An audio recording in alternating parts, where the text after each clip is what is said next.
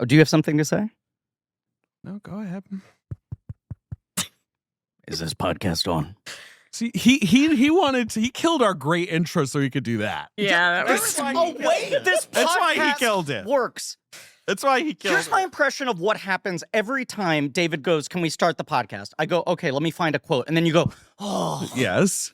Yes. As if you have not been hosting Blank Check with Griffin David for 11 years. 11, Ben. 11. This is 2026. This is the first episode Oh my God. of our 11th year. Yep. And sometimes you seem so confused and Yes. irritated by the mere existence of this show. Confused is not the word, but you nailed the second one. It is what it is. I don't know what you want out of me. Arrive on time. Impossible. Have a quote ready. And when Ben says we're rolling, do the quote. Do you think this is why Laura Dern and Will Arnett separated? No, they separated because he couldn't see her as anything but a volleyball player. I think that's what it was. I'm just saying what happened just now was I started the quote and you sighed. No, I sighed because we had a funny intro and you nixed it. And instead you did this. The funny intro was Ben eating a sandwich. It was Listeners, funny. vote if you think that's how you wanted this episode to I start. welcome the poll. And let me be clear. It Blue was, wave incoming. it I'm was blue. the crunchiest It sandwich. sure was. He Imaginable. did toast it to all right, get it again, crunchier. this is a movie about stand-up comedy, but I don't know how you guys feel. It's not a laugh riot. I found it dramatically unfunny. But Griffin wasn't a huge fan. But I would say even, this movie made my skin crawl. But even quality-wise aside, just not that funny a movie. I- Well, a few moments. I restate. Here and I there. found it dramatically unfunny. Marie, funny? Bradley Cooper's funny. You sure. Every- Ben, off mic, but my guess is you thought it was mildly funny at best. Yeah, not even very funny. Every single time Bradley Cooper's character, who is named Balls, He sure is. He sure He is. sure is called Balls. Really? Correct. I mean, forgot that's how he's that. Yeah. credited. that's his nickname. But And they it's do a call credit him at the end. Balls. Huh.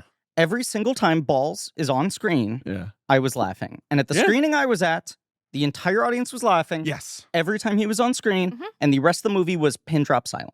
Yeah, it was a lot of, but to anyway. So this movie not that funny. Now we talk for half an hour. We do various meeting stuff, guys. Debating business, Business. celebrities we should invite on. We're Who's trying to on our book guests. shit We're list? trying to book guests. Deciding to make a sandwich. No. So we're all scheduling. Oh, who should we email? We were burning time, and it's sort of like, okay, we got to start the episode. Ben's like, okay, produces. I would say a You're Looney missing a Tunes piece of size. this. You're missing a piece of this. What am I missing? You're missing a piece of this, which is I'm eating a wrap. Yeah, you're eating. Ben goes, I'm rolling. I go, hold on, let me just finish this Sure, bite. you take a bite, right? I yeah. digest the bite. Right, I'm right, ready right. to start, and I Right. look over, and Ben has magically produced It's so big. the largest. It's fresh out of the microwave. Steam lines coming off I of think it it, was fresh out of the toaster, Toaster oven. oven, I smelled baby. some burning bread. and he takes a bite, and it's crunch. It's crunch, and I'm like, "Where did you get that? Why didn't you eat that He while had we just were told talking?" me to start, he and said, suddenly- "Because I wasn't hungry then," which was funny. It was And all you'll captured hear- on mic. and you'll we'll hear at it the end of the later. Marie's episode. taking a picture of the David, I sandwich. got it from Caputo's. You're filming the sandwich? Love that. Great Italian specialty food store in Cobble Hill. I love Caputo's Bakery, a classic old school Italian joint. Well, in Bradley the Cooper, one of neighborhood. our great Italian-American filmmakers. Yeah. Finish that thought. Bradley Cooper, one of the great Italian-American filmmakers. And why do you say that? I mean, his mother is Irish, Italian. I Yeah. believe. His mother's father's Italian. Irish. Yeah. Yeah. He of course makes a cheesesteak He on does. the East Village. Yeah. I He mean, he does doesn't a do it crunchy personally, sandwich. but it's available to anyone. When they opened, he was making them himself. Or at least when they were in the food truck, he definitely was. When they Yeah. opened the physical space, he was in there. and when it couple was like times. they're open one day a week and you got to check the schedule. The line. It was because it was fucking Bradley was there, I- and he was like, I got 2 hours. I Let me make haven't it. Man in quite the- forgiven you guys the for choppy things. not inviting me. I didn't when go. you He went. didn't invite It me was either. just Bobby Wagner and I. Yeah. I went with my friend Eric. Bobby See, Swagner. you still went. Okay, do you want to hang out with Eric? Do you know him? No, but maybe we'd be friends. Marie- Honestly, you might get along. We're going. We'll go. Yeah. Ben and I will go. It's honestly kind of better now because you don't have to wait a million Yeah, I hours don't for know. it or whatever. When he was still doing the limited pop-up hours, Bobby Wagner and I and our respective partners went to see Better Man. oh yeah, A sure. better And- film than this. Sure. Was playing at the Village East Cinema in a screen with a sign outside that said, warning, This movie's about a monkey guy. heating broken. Oh, hell yeah. yeah. And Better Man came out at the August, right? Sweltering August? It right? was a late December release. We were seeing it the nippiest days of January. We were seeing it the last day of I in remember theaters. that being the reason why I didn't go to the Bradley Cooper pop-up at the time was like, Very I'm cool. not going to stand out in the Right. East Village. It was a cold winter. In the freezing We cold. we saw it. It was no good time to release Better Man, but Christmas does not strike me disaster. as a great time to have released We that saw it movie. at Second It's Avenue fun 12. for the whole family. What are you talking about? Sure. Very close to Danny and Coops, which I was wrong. It's not Danny Myers. It's No, it's not Danny Myers. It's, It's some uh, other guy. It's some other guy. Yeah. No offense to that man if he Yeah. listens to this podcast. And we decided, we were like, fuck it, it's really cold, but we're here. Let's see. They had advertised they were going to be open today. Mhm. And we walked over, and a guy was like pulling the gate down, and he was like, they ran out of bread. Danny Giampietro. Danny Giampietro. Who's like a the legit cheesesteak man, right? Yeah, and From so Philly. they'd run out the first time, but you and Bobby went back. So then Bobby and I were like, Right. we gotta go back.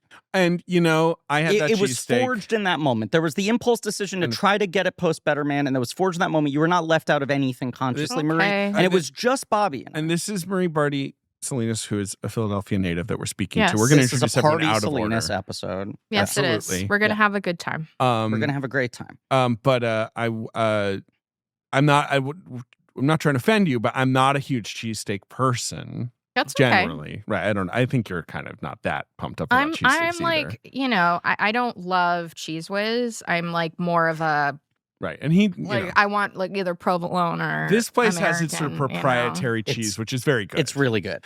This It's cheesesteak a very is good. liquidy cheese that is not Cheese Whiz, but it Okay. doesn't feel like it's some stupid elevated. Right? No, Oh, exactly. That sounds But the- really It's promising. a better version of a junky super soft cheese. I went Great. with Eric, and Eric makes fun of me for usually I'll only eat half of a giant sandwich like that and keep the other half. Now, I don't think you should make fun of me because I think I'm just living my life. Why There are is many that? other Why reasons would to make be fun of made- you. Oh, is Ben going to get the other half of his giant Yeah. sandwich? All this talk. Taking another bite. And I ate half the sandwich and I was sitting and I was digesting and I was like, I'm going to eat the other half. This isn't making me feel like complete garbage. Like, Yes. it's not like a, rock in my stomach, I which had- a cheesesteak can be. I had the exact same experience. And knowing me and my tum-tum, And no weird poops later. I did not have problems. And, I had dinner with Bradley Cooper, which we'll I talk about know. on this episode. And I should have told him no weird Can we, poops later. can we just clarify that? Anytime you say a sentence like this, I need love you to to say it. clarify it. I attended one of these awardsy where Yes. it's like 20 people and It's 3 one of the celebrities. funniest occurrences where they'll be like, the cast of this movie invites you to dinner, sit at a long communal table Right. I mean, like, with like it's 15 of your industry colleagues, yeah. and then the I told- A-listers I at the top of the told- I table. told it's my intimate husband. in a way. I right. was like David Selena or Yeah, David David Barty. Sims Yeah, talked David Sims. to Bradley Cooper. They had dinner and they talked about how he goes to every Eagles home game. He does. And We did talk my about that. husband David was like, "Wait, David Right. got dinner with Bradley?" It that's what sounds it like I texted him and was like, "Hey, want to go to and I let's was get like, a slice." Ehrlich was there too. It Right. was not a real Do you thing. think the whole notion behind, and by the way, Ben Hosley, ultimate professional, eating his sandwich in the corner. What a great boy! He looks great. He's really happy. No crunch on Mike. And by the We're way, getting this good this sandwich is the material you want. and this is the first episode of the new year. A great and entry we point for have the not listeners. introduced what this show we'll get is. to it. We'll get to Okay. it. Yeah. But I actually am lying because Bradley Cooper didn't stay for dinner, which is Oh. fine. hors d'oeuvres? He was there for the drinks, Okay. which is the kind of the part where Right, there's the ming- most the chatting. mingling. So you And should have then- said, I got drinks with Bradley. I got a drink with But Bradley he also Cooper. was famously sober, correct? Yeah, we were both drinking like yuzu sodas. Or Okay, that's Oh, cool. That's nice. yeah, He and, wasn't drinking like a Tom Holland beer. not that I knew. And then we sat down to dinner, and Will Arnett and Andrew Day were also there, people in this movie. Arnett also sober. Yes, that's right. I Yes. mean, look, I wasn't checking everyone's drinks. You but should I'm have putting been. my finger and being like, I taste alcohol. It would have been funny if you showed up with like a breathalyzer. Like, now wait a second. Hold on. Andrew Day, however, gluten free, and we discussed that. Interesting. And you did test her. And I did. I was like, eat this crouton. She was like, no, I won't do it. You had a celiac test in your bag. And Oh, wait. But right. As we sat down to dinner, Bradley Cooper went, anyway, I have to go. I'm so sorry. And he talked to us for a minute more. And then he's like, I have to pick up my daughter from Russian class. Yeah. And I was just like, so many questions. Well, Russian because class? her mother is Her mother is supermodel Russian. Arena Shayk. There you go. That's the thing I couldn't put This together. is what you need me for. Like, Thank you. to know Bradley Cooper's dating Now, history am I- and all of the So I Victoria's will Secret report models. everything I got from Bradley, which included some insights about this movie, mostly insights about Clint Eastwood, which is what I really wanted. Ooh. Okay, right. But I'll do that later. Am I correct in remembering that they were never married, that they had a child together and they were Correct. together for several I believe years? the only person he's ever been married to was Jennifer Esposito Who for is 1 year. famously gluten-free. Yep. Very, very seriously. Very Does she seriously like gluten-free. post about it a No, lot? she or- like opened up a bakery in the East Village. Well, But my wife has celiac, I know. Congrats, And- humble brag. and so I am very conscious Yeah. of gluten. I don't want to get the details of the story wrong, which is why I'm going to proceed to just describe what I remember, probably inaccurately. But she had an issue where I believe she was misdiagnosed for many years, where she could tell that something was seriously wrong in her I think body. this often happens, Yeah. right? Doctors yeah. misdiagnosed it, and Right. it caused a lot of issues when she was on Blue Bloods, and they dropped her from the cast of the show because they said she was difficult to work with, and Right. it was like a health condition, and there was like a years-long Well, lawsuit. No, about no, it. and I do. If women complain during a job, they are being difficult. If Well, they, they should have be any grateful. problems, right? Exactly. And by the way, Maria, is there anything you want to say to us?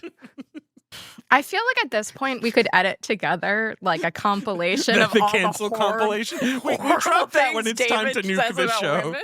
I love that's it's a joke. God damn it! I know.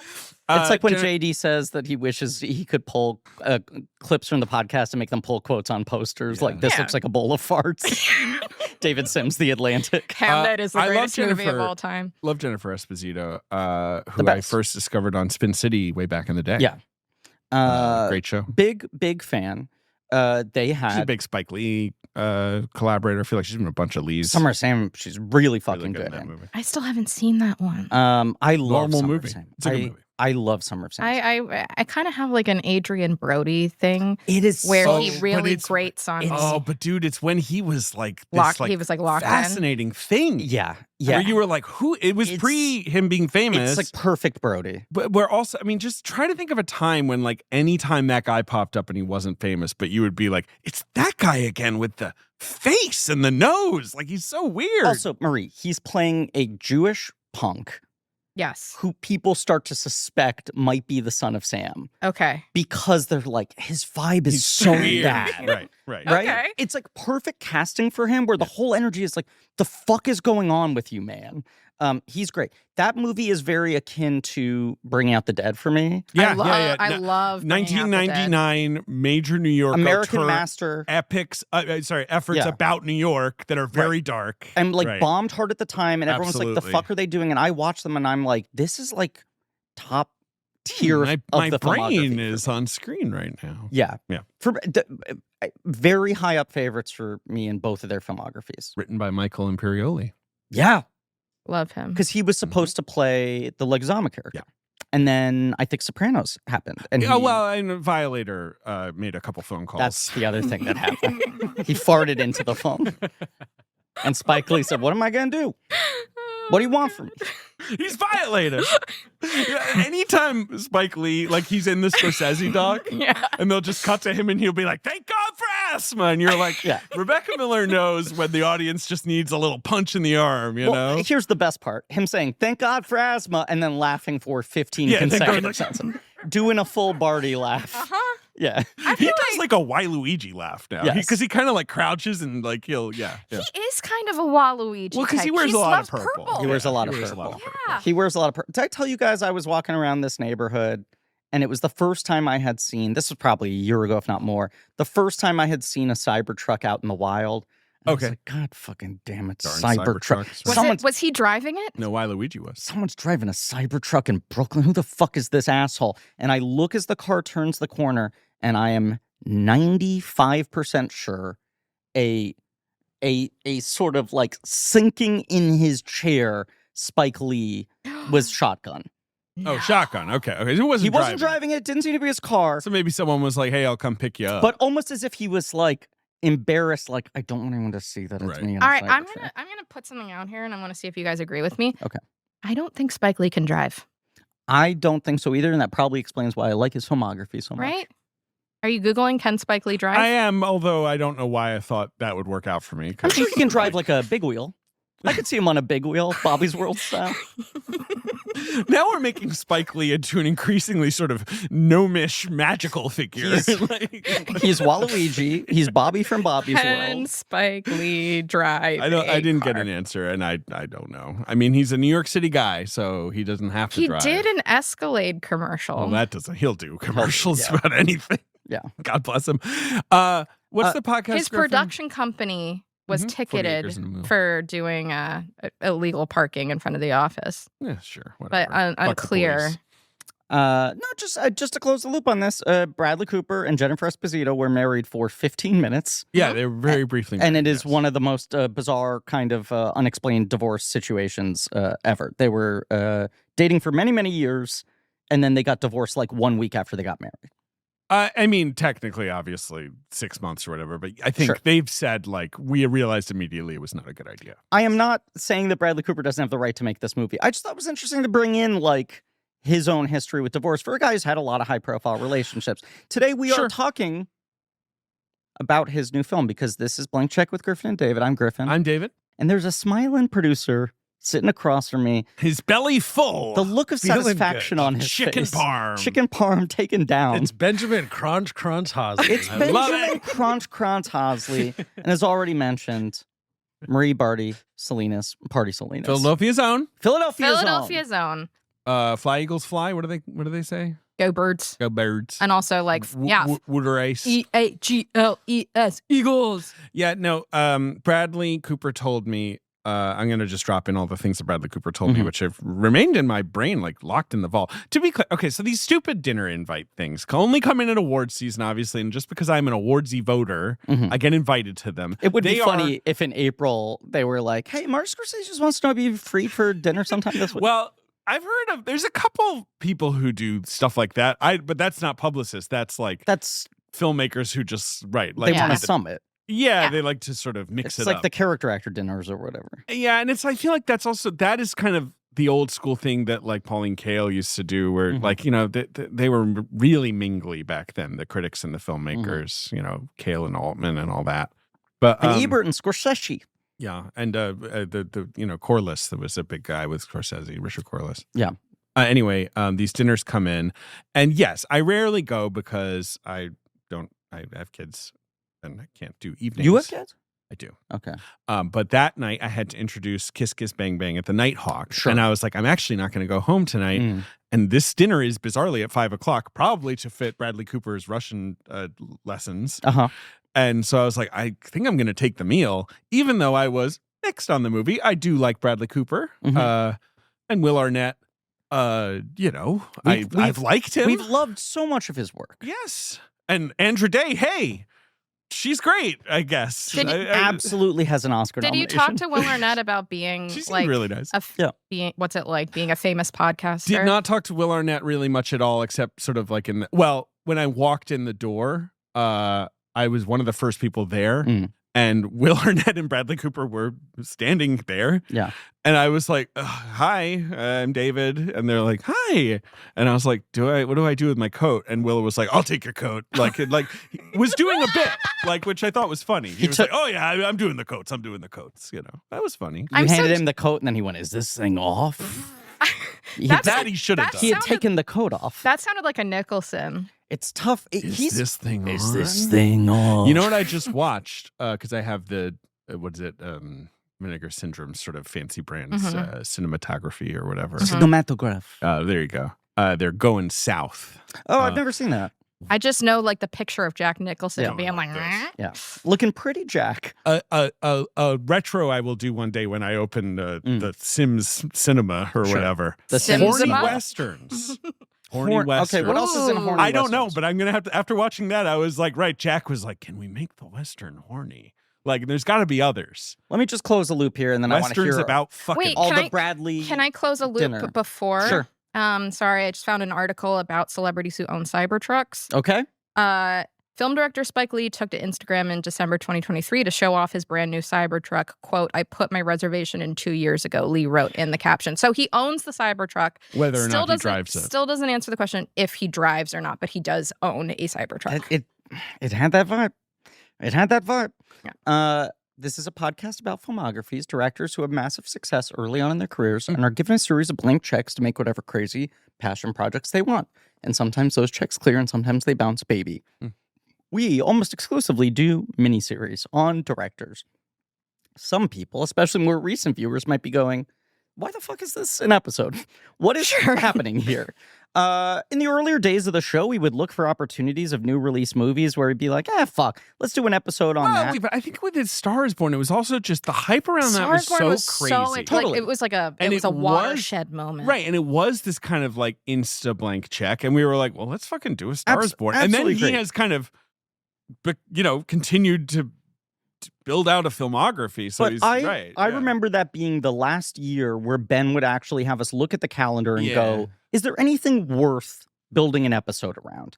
And we both were like, this kind of feels like it. And especially after you had seen it at TIFF, it was like, this is a moment. One of the best experiences. And if we get it on the ground floor of this, it is going to be interesting to keep tracking what's going on in his career, which I contend is still the case, even though I don't like this film at all. So this has been, in our sense, series on Bradley Cooper happening in real time. Yeah, whenever he makes a movie, we'll be there, including, is this thing on? Is this thing? Wait a second. Lego Batman, I'm trying to find it. Did you turn this on? This is kind of a weird Lego Batman sequel. I know they struggled a lot in development to figure out the hook for the second one, but I feel like they really dropped most of what I liked about the first one. The only thing we did in 2019 that was a standalone was Joker. Well, yes, we did do Joker, but we had, of course, done DCU movies. And Cats, right? Yeah, we did the Lion King Cats trailer episode.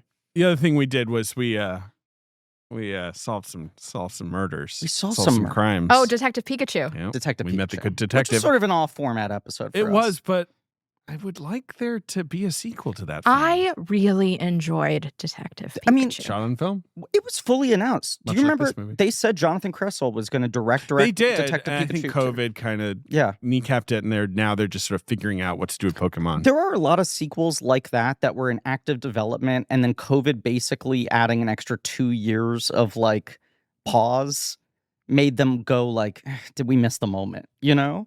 Like, there's an alternate timeline in which they filmed that movie in 2020 or 2021, and it comes out in 21 or 22. And by the time they could have started having that conversation in 21, they were like, well, we're going to have this come out in 23? It just felt like, You know what else is coming out in 2026 What? this year, by the way? Because we're going to cover some new films this year, obviously, from people who we've covered Sam before. Raimi, Sam Raimi picture. Hell, fucking yeah. We'll cover Sam Raimi's Send Help. We're going to obviously cover Steven Spielberg's Untitled Alien movie. We're going to cover The Odyssey. I hear it's called Alt Aliens. That's right. That's a joke about people getting mad at us. Go on. We're going to cover M. Night Shyamalan's Remain. Ooh. Can't wait. We're going to cover Danny Boyle's Ink, which is coming out this year. Wait, really? Yes. The movie about Rupert Murdoch. But he's getting it out that fast? I think so. They shot it in October. Like, there's no way it's not going to be like a fall festival movie. It's not on the sketch. And I liked that play. Yeah. Well, it's on the sketch because it doesn't have a release date. Okay. Right. But there's like the side column of Undated. And of course, we'll cover Horizon Part 2, an American Saga. I'm sure that's coming. I mean, that's one of those it's coin flip. Either we'll never see it or tomorrow it's coming out. Look, may its memory be a blessing. It lives in my head. Yeah, I watch it every night before I fall asleep. Now, may I ask if it's only released to streaming? Yeah, would we'll we do it? Yeah, we might. No question. Put it on Patreon No or question. something, but we'll do it. If it comes out in any way, it is going main feed. Oh, yeah. I think it has to. I would agree. All right. I mean, I would agree. Yeah. But And I hope we people live get in to see hope it. that some Qatari prince will furnish Kevin Costner with whatever millions he needs to get that accomplished. And I say this without I love revealing. Qatar. He's in Qatar right now. I say this without revealing any privileged information. The vibe I keep getting of why this thing is bottlenecked is anytime anyone offers money to buy the film away from Warner Brothers, he's like, can't we put that money into part 3? That his priority, anytime money is made available to him, even as a notion, is what about 3, 4, and 5? And they're like, Kevin, can we just 5? get 2 I thought there out? were only 4. Well, he started He's being adding like, more? I've got some 5 ideas. This is what's incredible. He absolutely is like, right now I'm really excited about this 5 idea I just had. And people are like, get 2 out. Well, you say people are like it's a handful of people who My are man's juggling who are like that 3 instance. lawsuits. I know, Yeah. but it's just one of those things where it's like there's no mob storming any Warner Brothers gates being like, hurrah. No, the people I'm speaking of are the people who invested in 2, yes. the people who worked on 2. I'm Well- not saying the public is demanding it as much as everyone surrounding him directly. To the people who invested in Kevin Costner's 2-part epic saga about the American West, I say thank you and I salute you. And I'm Wait, looking I thought during the list of it his was primary It was investors. just himself, right? It wasn't just himself. He had some. He had put some up a help. tremendous amount of money, but it was not just himself. He also, Taylor Sheridan just checked his wallet and it's empty. Oh, boy. And Costner's running away. We're here to talk about Is This Thing On, which is Bradley Cooper's 3rd film Yes. as a director. Yeah. I don't know how many movies he's done as an actor. I could count if you want. Yeah, give a quick count, because I'm going to just quickly, since 'Cause this he is in it. And this is just how the podcast works. We're 11 years in. This is technically our final episode in our Bradley Cooper miniseries for now. Unless he makes something else, which I believe he is going So let me just do a quick ranking of Bradley Cooper films. Number 1, Maestro with a Bullet. You love Number Maestro. 2, A Star Is Born. Number 3, The Cheesesteak. Space, space, space, space, space, space. okay. Number 4 is Point This Thing On. made. A movie I really did not yeah. like. So Yeah. just Griffin didn't like this to movie. table set for everyone. Oh, please. Oh, I am excited for David this. is licking his lips. So David saw this film independent. I saw of it at us. the New York Film Festival Yes, where David. it premiered. David saw it before us. Yeah. And the 3 of us, Ben, Griffin, and myself, were supposed to go to a press screening. And Kindly offered to us by the folks at Fox Searchlight. yes, and it was packed. People wanted to know. On? They- Off? they There was were a tension. desperate Medium? to know. There was a tension in the city. People were getting really antsy. Right. People are, I was like, are you voting for Zoran? And they're like, I don't care. I just want to know, is this thing on? Has anyone seen the switch? What position was it in? I mean, I haven't been to as many press screenings as you have, David. I have certainly We've been to a not lot of brag. them. But to me, this was like the most surprise. This is the first press screening I've ever been to where they didn't have enough seats. I do think what you experienced is a little rare. I also think they probably just, they should have scheduled more screenings. I think they eventually And this was probably not at a did. movie theater. This was at a private It was screening at room. 500 a small Park, screening which is room. a small room. But, there's a real dearth of screening rooms in New York City these days. I think, and come award season, I am not a publicist. I don't have to deal with this. I think it becomes this nightmare, a jigsaw of everywhere's booked. Yeah. All fucking day, Yes. from October to June or whatever. I was running late and they hit capacity 10 minutes before the movie started. Yes. So you basically were like, there's no way you're getting in Yes. here. And they weren't letting you hold seats. No. So Ben and I didn't sit next to each kind of other. like The Cellar. A little bit like The Cellar. A little bit like The Cellar. And really high cover charge. They made Marie get chicken tenders. It's a 4-drink minimum, ma'am, and Cokes cost $18. How much is a Diet Coke at the Comedy Cellar? Oh my God. But yeah, Griffin missed the movie. I saw it at the same screening You went room later. about Yes. 10 weeks, 10 days, 2 weeks Good later. bathrooms there, big mirror, so you can Yeah, really I see love the everything that's bathroom. happening. I love Ooh. the bathroom. Um, and in fact, maybe I'll rank the shit I took in that bathroom above this movie. okay, but just to put it I've out taken there, some shits at the 500 Yeah. Park bathroom. David saw the movie first, and you Yeah. were like, "Yeah, it's smaller, but it's fine. I was sort of It's fine. It's whatever. flawed, It's." mixed, some moments. And then which is where Ben I and am. I were we get out of the movie, and we're like, "It's kind of a nut." We shrugged. We're like, yeah, yeah. you know, and I'm like, Which "Oh, seems to be the somewhat general critical. I but know a then couple people who love it. Griffin. Katie Rich, a huge fan of this movie. you hate this." Let me just take a step back here, right? They announced this Well, movie. keep on the mic. Oh, okay. Take a step back, but bring the mic with you. Hello. And Ben, do you have a second sandwich you want to eat right now? Unfortunately, no. But I Ben's- do have dessert. Tiramisu. No, I'm joking. And Ben, do you want to? No, that's too soft. You would need a Yeah, crunchy crunchy. dessert. Rice Krispie treat. Kind of bland, but funny. Ben, do you want to tell everyone what you've Googled and look up on your screen?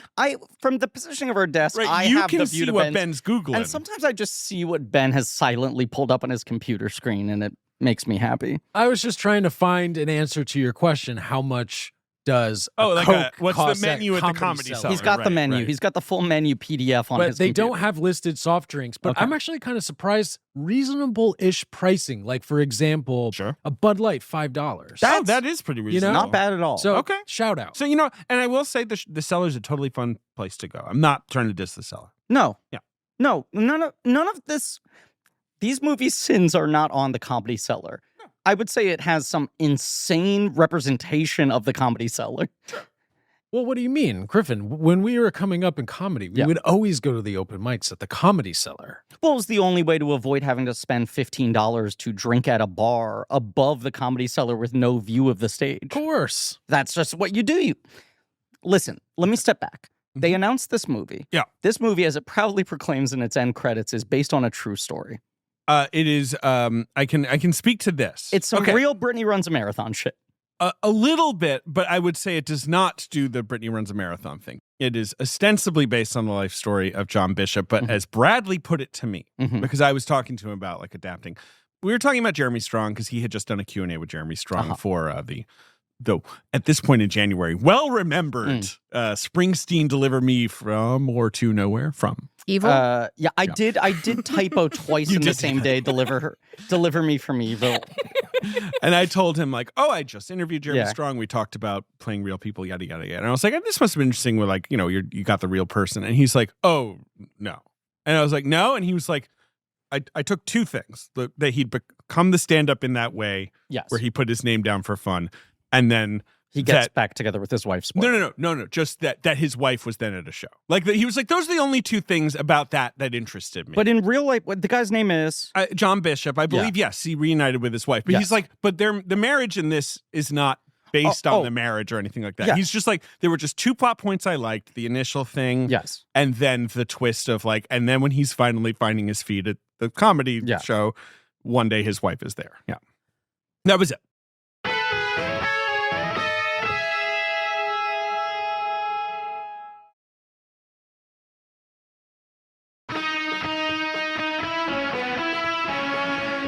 This film is announced. Mhm.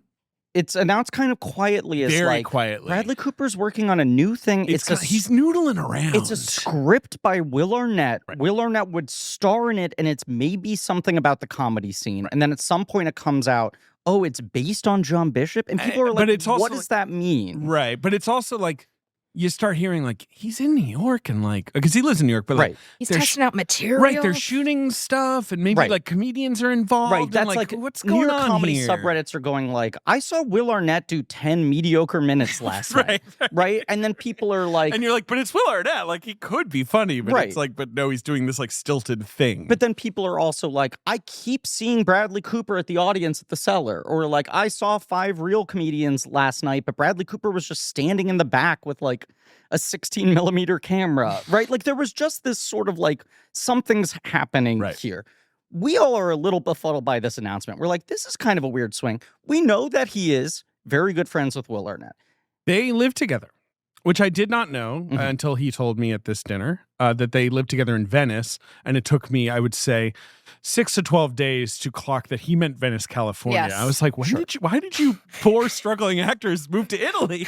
That actually sounds kind of cool. I was watch a movie about you live that. together. Yeah, what's that? But then I realized he meant Cal. He meant LA. When was this? My guess is the 90s, because, when is Arnett? Arnett's already Alias is 2001, So which is it's got to Bradley be Cooper's big break. I believe he meets Arnett because of doing Wet Hot, his first movie with Amy Poehler, which is who is 99 already with or Arnett at whatever. that point. Right. I don't know when exactly they lived together, but it was certainly when they were both struggling nobodies. Did Wet Hot come out in 2000 or 2001? 2001. It's a famous 9/11 failure. So then it's shot in 2000. Right. He gets Wet Hot a week after he graduates from the actor studio program. Right. So I think he's there 96 or 97 to 2000. Right. And they're right. They're in LA as the century turns. The millennium approaches. Yes.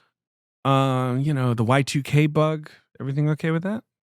Can you go Everything home? worked out great. Yeah. Good. And perhaps I'm wrong about this, and there was some other reason they had met before. They Bradley has said they knew each other in New York. Okay. But that he was kind of intimidated by Will Arnett. Yeah. Because Will Arnett, I can confirm, and I think you guys know, is kind of big. Yeah. He's like this tall, kind of broad guy, Yeah. which is funny because I guess I just associate him with like playing a loser. Yeah, but like also, in Arrested that Development, but also he is disarmed kind of by alpha. having this kind Yeah. of light, soft voice, this very tender kind of. Hey, how you doing? I'll take your coat. So he kind of talks about Will, like we were all intimidated by Will, but then I guess they lived together and whatever. Had a good time. Things I know for a fact, right? He Sure. does this acting program. He loves comedy. He gets wet hot off a straight audition. He's not in that scene, but he's always been kind of intimidated by Coops. New York comedy people. Right. And loved comedy and felt like I'm too much He of a loves serious comedy. actor. Right. That's like a straight audition. He is discovered. He gets that part. He becomes friends with all those people. He was one of these guys, much like John Hamm in the LA comedy scene, where in the years where he's just kind of a working actor, it'd be like, do you know who's actually really funny? Right. They all know him. He hangs out and they're like, yeah, he's actually really funny. But he becomes very close with Will Arnett this period of time. The big thing he always cites is that Will Arnett is like one of the first people who helped him get clean. Mm-hmm. That in the early 2000s, he had a big coke issue. And that he was being very abrasive with people in social settings. And Will Arnett pulled him aside one night and said, like, you know, everyone thinks you're an asshole, right?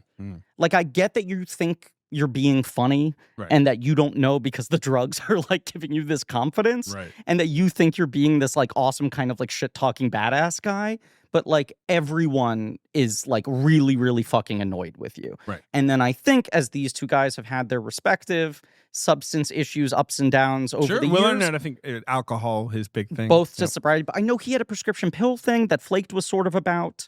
I thought Flakes was about alcoholism, but yeah, I don't know. Maybe he had it after that. I don't know. I know there's also been, they've had journeys over 25 years of friendship, and their friendship has very much been forged in them sort of, I think, to some degree being accountability buddies and what have you on top of everything else. 100%. And Bradley put it, my friend Bradley. Your friend B-Rad. Yeah. I call him. B-Rad Coops. B-Rad Coops. Very much said, like, I made this like, he was like, I'm very lucky that I'm successful and I make movies and I get to make movies. And I made this movie for Will. Like, it's just like, give him the star vehicle to, he didn't say this part, but it's clear, you know, to adapt his screenplay. There like, was this that is vibe me of doing something for Will. Not it being perhaps a straight favor movie, but this is a movie I'm doing because I love my buddy. It's an interesting usage of a blank check. I agree. I also detect more than a hint of another Bradley Cooper collaborator in this film. Todd Phillips? Cameron Crowe. Oh. Like, so obviously to me. And like, this movie is so oh my close. God, I forgot about Aloha. I'm like, what do you mean? I'm sorry. I've rewatched it in the last year. Where's David pointing, everyone? The sky. The sky. I regret to inform you that I have fully come around to Aloha being good. I, one, know that, and two, I'm happy to hear it. I've just been digging in deeper, and I gave Elizabethtown another watch recently. Right, and you were like, here was my experience. Stuff's still hot. First half of it, and a lot of this is, and this is why I really wanted to like this movie without putting pressure on it. As much as I'm like, this is a weird choice for Bradley. Do I want him spending his time as a director kind of servicing Will Arnett, who I like at times? But You're making Will Arnett sound like an old jalopy. Servicing. Just kind of rolling under.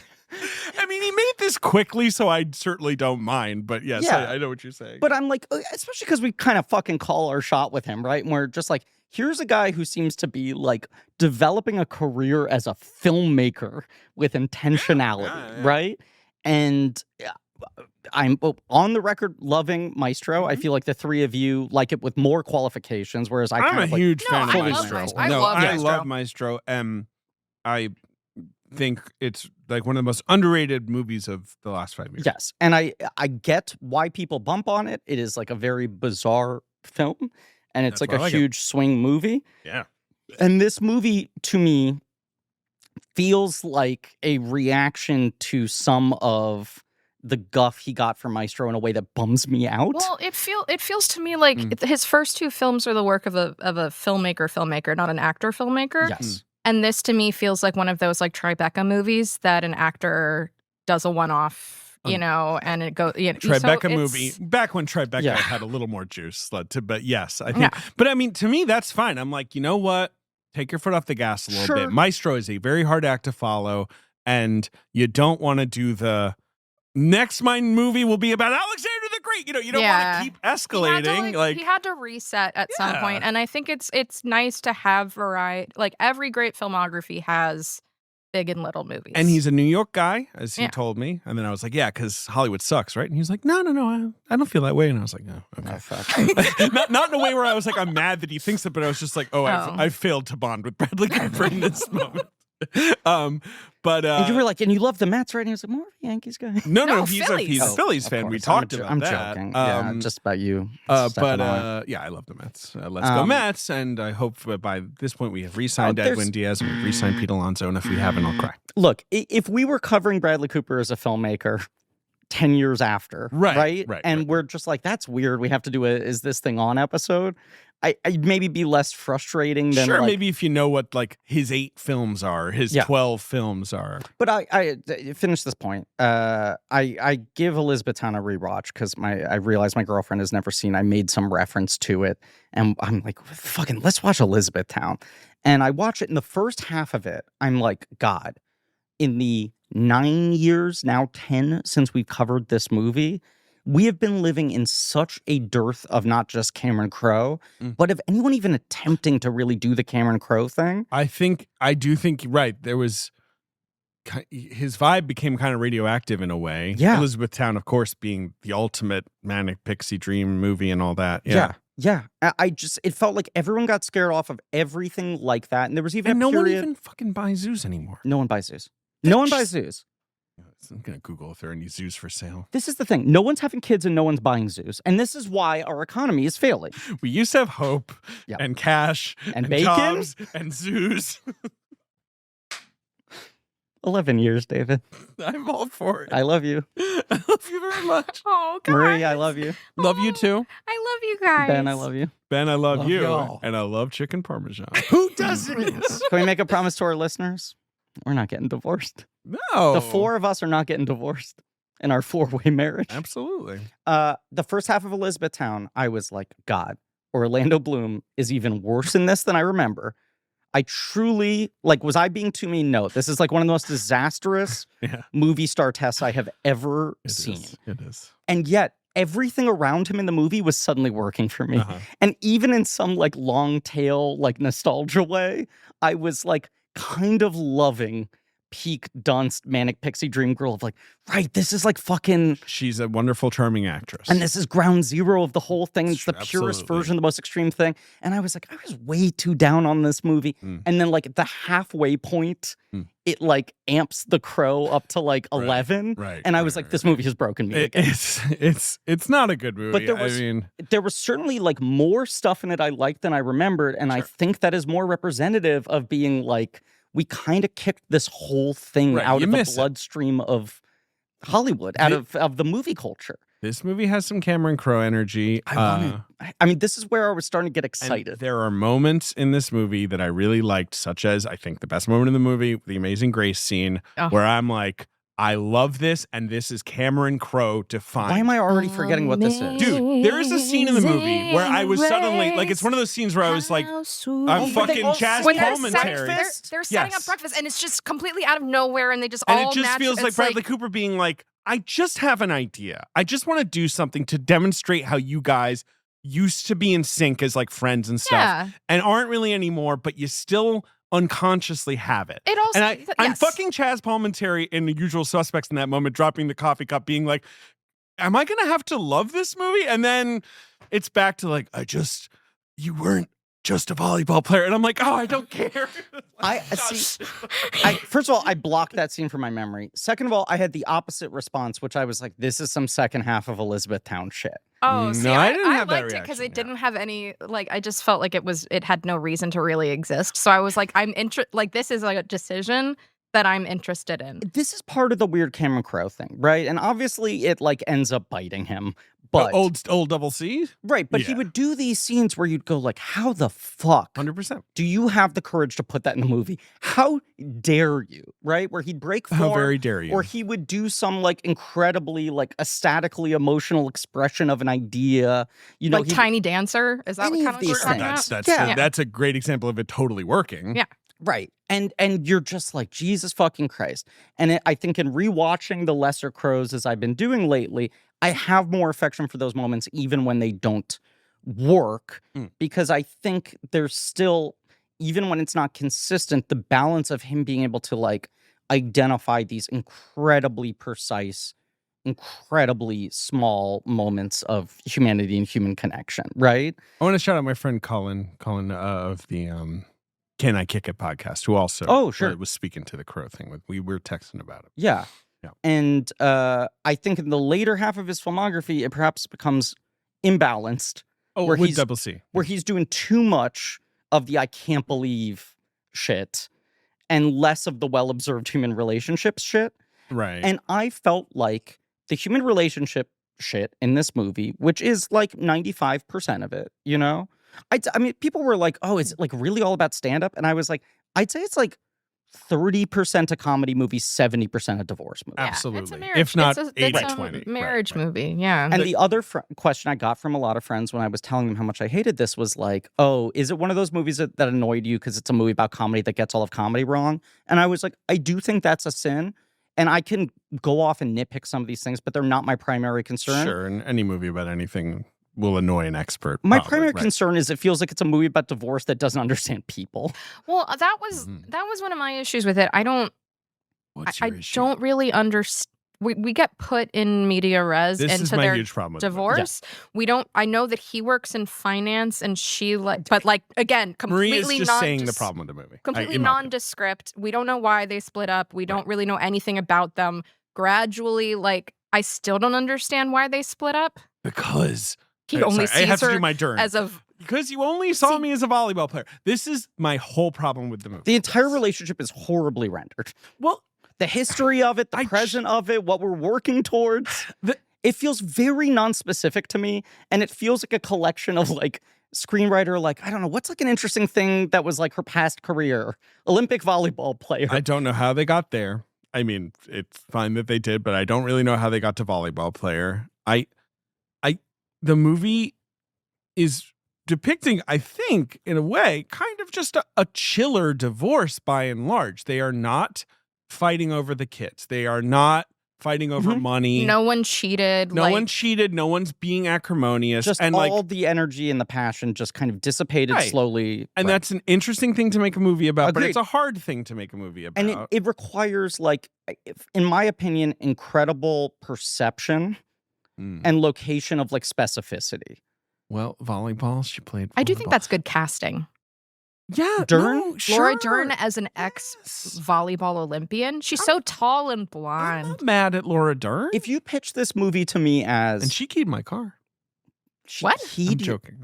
I'm just imagining a reason to be mad at Laura Dern. Is that a movie reference? Does she do that in Blue Velvet? Yeah, probably. I just want to point out before I forget to bring it up later, absolutely insane post-screening Q&A. Laura Dern talking about how working with Bradley Cooper on this film where he's directing, he's operating the camera, He was he's the B super camera involved. operator. And she's like, it was the creative partnership I've had since David Lynch that felt the most similar to working with David Lynch. And I'm I was trying like, to how many Laura.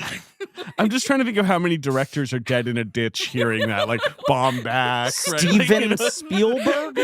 He's probably feeling fine. He's like, who cares? I've worked with everybody. But yeah, Baumbach won her an Oscar. Yeah, right. Who else would be mad hearing about that? Well, Trevorrow. Dominion, the locusts.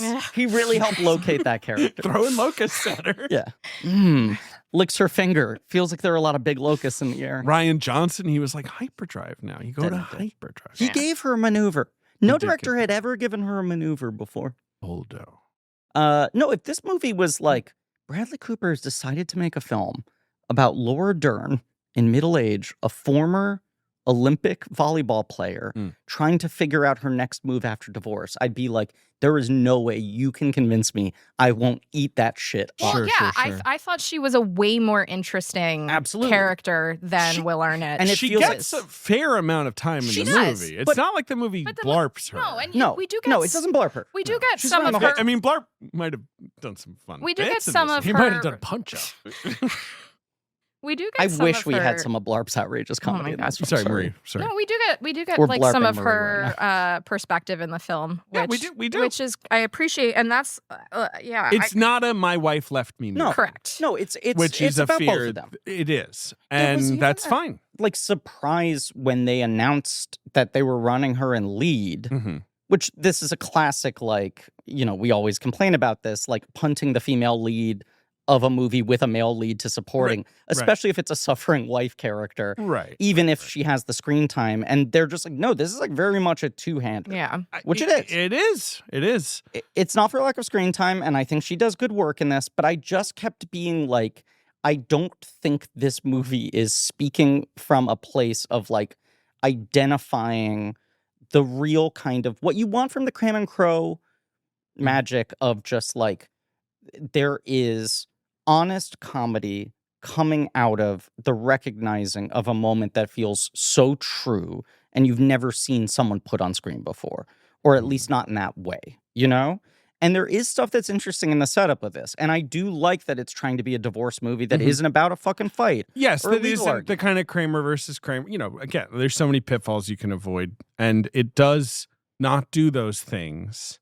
But when in the final act of this movie, and we can sort of go through the plot, but like, you know, they're having the heart-to-heart in the attic or wherever they are.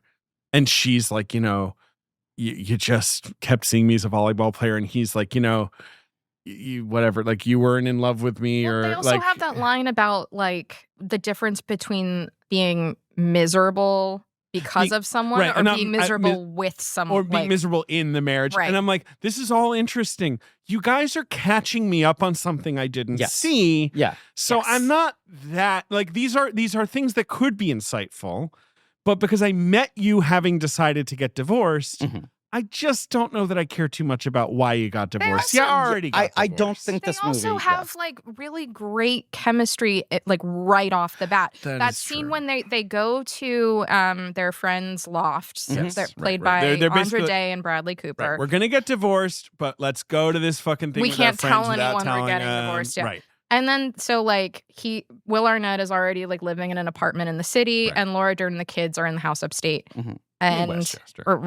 and they're at Grand Central, and they're like, Well, you no, know, we gotta say before we pass that Bradley Cooper does trip and fall onto a carton of milk, and that might have been the only moment I laughed. Yeah, I mean, basically everything he does. I is laughed solid. at does in this everything movie he did. is But really he funny. has like an Along Came Polly entry. Yeah.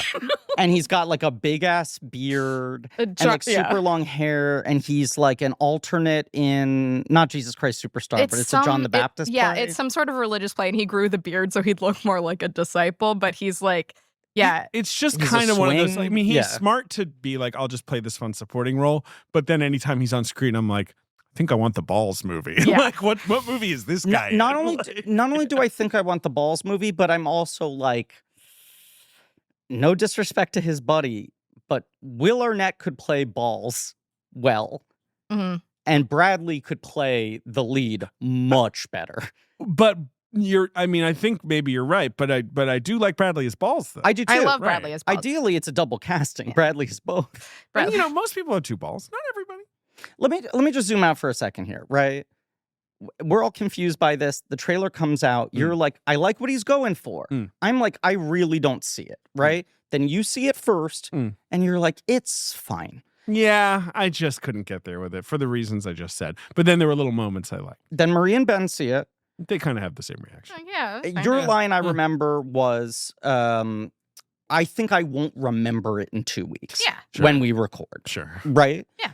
And then I see it. I will say candidly, I saw it on the day. We're about to get a classic Griff new movie. No. Okay, go ahead. You saw it on the day. It's not a new movie thing. I just have to be honest about this. Yeah. What like life-changing advice? Or was it the election? It was the election. 100%. I did not like this movie. I would never like this movie. I will admit, and I had to like clock this once I felt the relief of Zoran winning. When I stepped into that theater and the movie progressed and I wasn't liking it, and I was just so terrified of like, and then I'm going to fucking get out of this theater and turn my phone off, and I'm going to see that Cuomo is like in the lead. But why would you think that? Because I don't believe anything good can ever happen again. I just will admit, didn't I trust was it. also feeling very stressed about I don't that. trust anything anymore. Because obviously I'm a Cuomo-sexual and I wanted him to win. Right.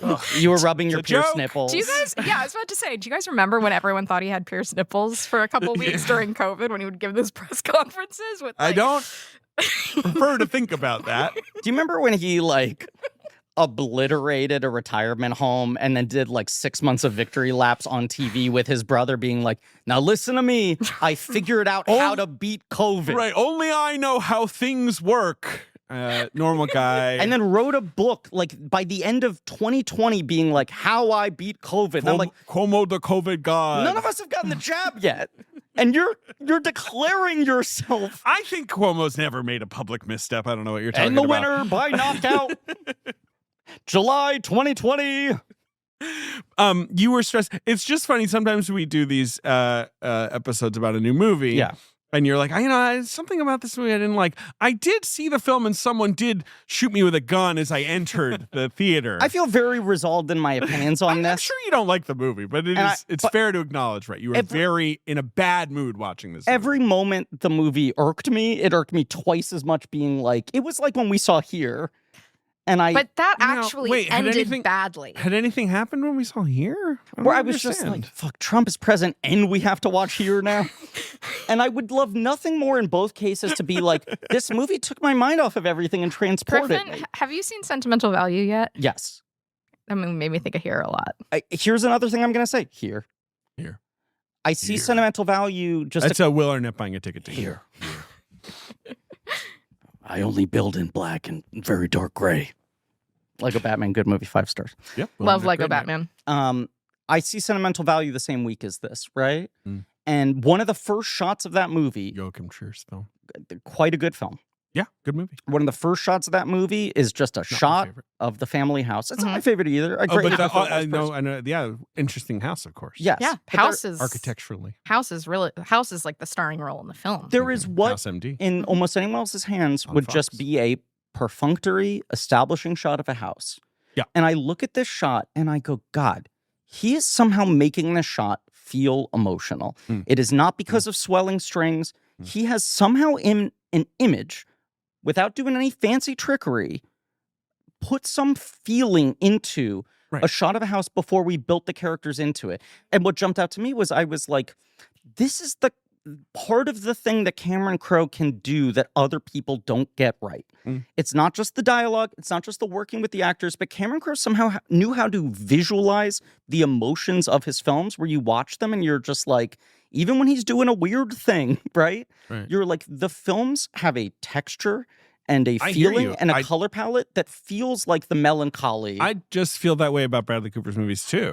And I think he had an idea with this one. The Cameron Crowe thing, I don't really think of him. And maybe this will change if I like spend more time with his filmography. I don't really think of him as like a super visual Have filter. you seen Jerry Maguire? You knew shot the shit out of that thing. It's a wet movie. No, I mean it's like I'm not saying that the movies don't look good, but I think when I talk about moments that I have like a particular emotional resonance, it's because of the music and he picks really Cameron good Crowe songs. doesn't really. No, I don't know what you're talking about. He Right? never really used music in any way. No, think it's he's not ever really heard a his song. thing. But He worked at Rolling Stone as a music journalist, but famously every week he'd file, haven't listened to a song yet. Yeah.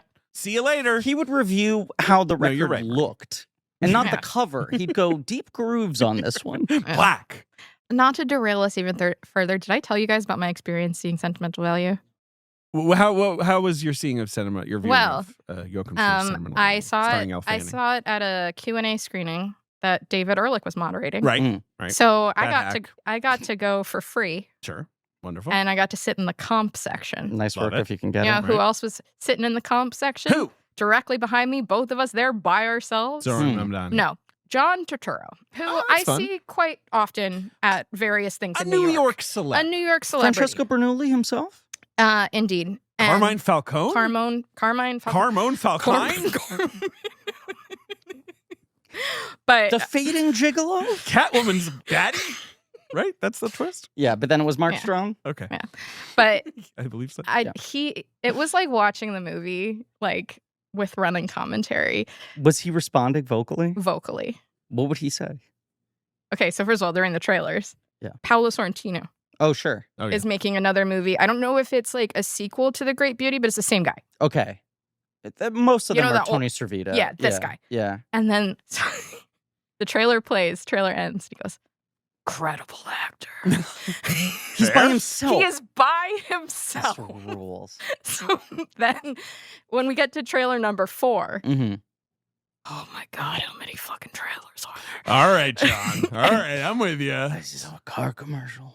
Yeah, so I really enjoyed that. And then the probably the most notable John Turturro reaction to the film itself was during the sequence where, people will have seen the movie by the time it comes out. It's maybe. early January, All I right, would well, say. yeah, there's a moment where Stellan Skarsgård gives some There's a some birthday present. There's a birthday There's present. a birthday It's like present, an yes. 8 or 9-year-old child's birthday. Let's not ruin the gag, but there's a birthday present. If there you've is a- seen the movie, you know what it is. There is a birthday Yes. present that is wildly inappropriate, Uh-huh. and John Turturro just lost it. Yeah. Like Good for him. knee Good. slapping. Good for like- him. And I Yeah. was He like, loves you know art. what? I love that. And then at one point, he clenched his fist and went, "Lightning McQueen, I'm gonna win the race." We never forget that he was in Cars. I forgot he was in Francesco Cars. Bernoulli. Oh, Did you reset the clock? No, Ben's No. Ben put it as in countdown mode. yeah. I set it to 2 hours and I counted it 'Cause down. Ben wanted this to be a short one. Yeah. Let's see. We started about an And hour late. Yeah, we started kind of late, but And then, we're of course, someone just hitting suddenly the hour mark. felt a bit peckish as we were Eat the beginning. sandwich. Chekhov's I sandwich was got eaten. hungry.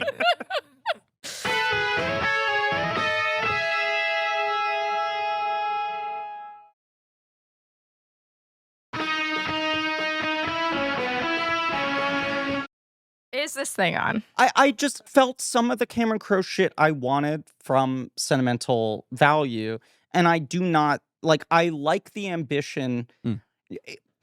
I know the Crow thing's been stated a lot, right? Mm. In a weird way, this felt like Bradley Cooper specifically trying to make like a 2006 Fox Searchlight dramedy. Yes. It felt like I a suppose that was the era he came up weirdly in. specific evocation of a kind of like dead, forgotten, middling like Sundance No, dramedy. it is a Tribeca actor making a movie.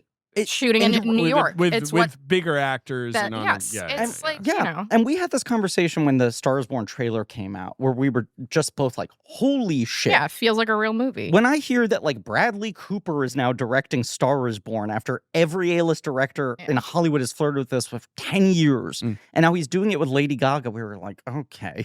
And you Very see the much so. trailer, and you're like, holy shit, this is a real movie. And it doesn't, much in a Cameron Crowe way, Maestro and Star is Born look very different, but are both like beautifully shot Mhm. and look very emotional and are very like ecstatic and expressive. Sure. And I see this trailer and I'm just like, I don't know what this is.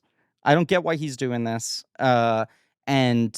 This movie, let's just say, much like the game I loved of like, ask someone, give them a million chances. They will never, ever in a million years guess what the final shot of Tar is.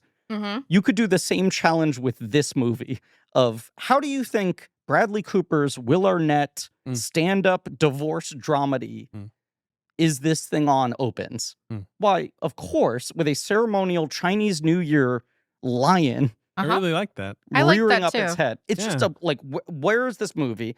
And then it's, the two of them at their child's like recital. Mhm. And then it basically goes into, to this point of what we're saying, the two of them standing in the bathroom mirror, doing their nighttime routines, standing in just kind of like complacent silence. And then she turns to him and says, "Do you think we should call it?" Yeah. And you're like, okay, this is kind of interesting that they're choosing to just be like, this thing just ends in like a poof. There's no dramatic blow up. Absolutely. I think it's a realistic portrayal of this stuff. I mean, the Chinese New Year thing comes back. It does at the end of Mhm. the film, Right. Yeah. under yeah, yeah. pressure. Yeah, but they Right. also No, no, they but also the kid- talk about like a lion, like the difference between a lion and a dragon. Yeah, Right, that you thing guys that made like a me thin roll back. my fucking eyes. Well, you look, Griffin, you were hostile to this film. I cannot was, deny. But I'm yeah. just saying, like, the Chinese New Year thing is not, that is woven in. Right. Yeah. No, I'm not saying it has nothing to do I with also- anything. I'm just setting the bet. It worked for me in that kind of thing of like, you are a grown up having a crisis. Mhm. You had to show up to your kid's thing. Your kid's thing is a loud, Yeah. bizarre, echoey gymnasium thing where The you're just camera like, oh swings my around God. to him, like his head Yes. against the wall, and it looks like he's going through a hangover, which he's not. But it's just like this guy's at nothing. I found that quite resonant. And then you have this, right? Like there's that. Should we call it? And then the next thing you see is them standing outside the son's bedroom, and they're like, "So, like, do I stay here? Do you?" yeah. Like they're trying to make the immediate plans, right? Before even figuring out the larger untangling of everything. The son comes out the bedroom and he's like, "Are you guys fighting?" Mm-hmm. And they're like consoling him, and they're going out of their way to say, like, "No, of course, we never fight. We never fight. You know that. We never fight." And the kid is accepting that. And you're like, okay, this is kind of interesting in what we're saying, that this movie is setting up like this thing just fizzled. Something clearly just like slowly leaked out of them. They're in the least dramatic way possible, just going like, I guess it's over. And they're acknowledging that there hasn't been a strain on the kids of them fighting. Mhm. And then you basically go to this, right? They're friends, their group of friends who they've been friends with for decades. It's Sean Hayes and his real husband. Yep. Andre that's Day. his real husband. That's his real husband. Oh, that's nice. You got Because I'm two- like, I don't know who that actor is. Two of but- the three smartless guys in this movie. Mhm. Andrew Day and her husband Balls, Bradley Cooper, who is a struggling actor, Mhm. Yes. and then Will Arnett and Laura Dern. I feel like don't really drop the volleyball reveal until like 40 minutes in. 'Cause Yeah. he They makes take a while joke on that. that feels like it's a random Right. where he's like, "Why don't you go train for a fucking gold medal?" And Yeah. then in her getting insulted by it, she explains like, "You know that's behind me," and I'm like, "Wait, what?" All I'm saying is at like minute 50, he says something about, I think it's the scene where he says to Bradley Cooper, like, "I've been doing stand up." Because the kind of a running joke in this movie is that everyone thinks he's got like a secret girlfriend because he's Right. being mysterious about what he's doing at night. But he's actually going and doing these infamous Comedy Cellar mics with packed, warm crowds. And he. I didn't like. I've only been to the Comedy Cellar like once. Mm.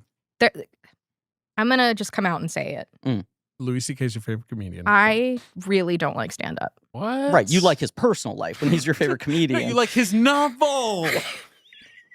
Did you see the author photo? Oh wait, is this a new thing? He wrote a novel. Wait. Yeah, but everyone's ripping on his author photo because it makes it look like he's Louis fucking, Author. Tolstoy at his And desk. he's like at or a whatever. typewriter, Yeah. right? Yeah. Oh, It's the most jerk off Is shit. this Oh, novel like wow. literally about like a Dust Bowl child? wow. Oh my God, wait. Is it? I don't know. He looks fucking old too. Well, he's not a young man. I mean, It's like a character study of like, I want to say like a young boy in Oklahoma who like grows up to work on the railroad. Wow, that's crazy.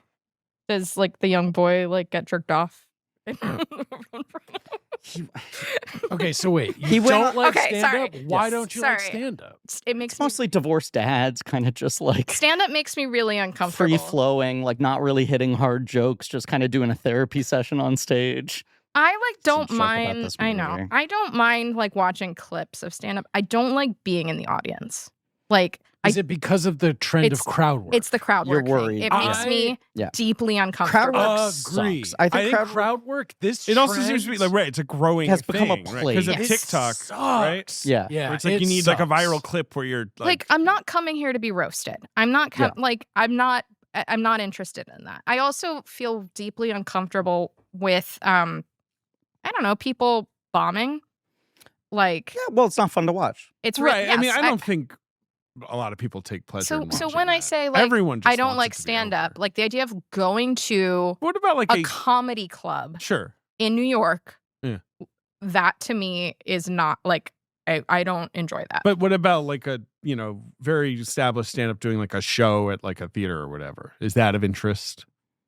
Maybe Okay, well, fair like enough. I We'll wait honestly and see. the only like major stand up show I saw was Louis C.K. Mm. at Madison Square Garden, which is the absolute worst venue Yeah. for that. MSG's stand-up. great for stand up. I love it. The acoustics are great. Well, it's You're the right on top of the intimacy. guy. That's Yeah. what I like. Exactly. Ben and It's- I, do you remember in our 20s we used to always do the MSG open mic?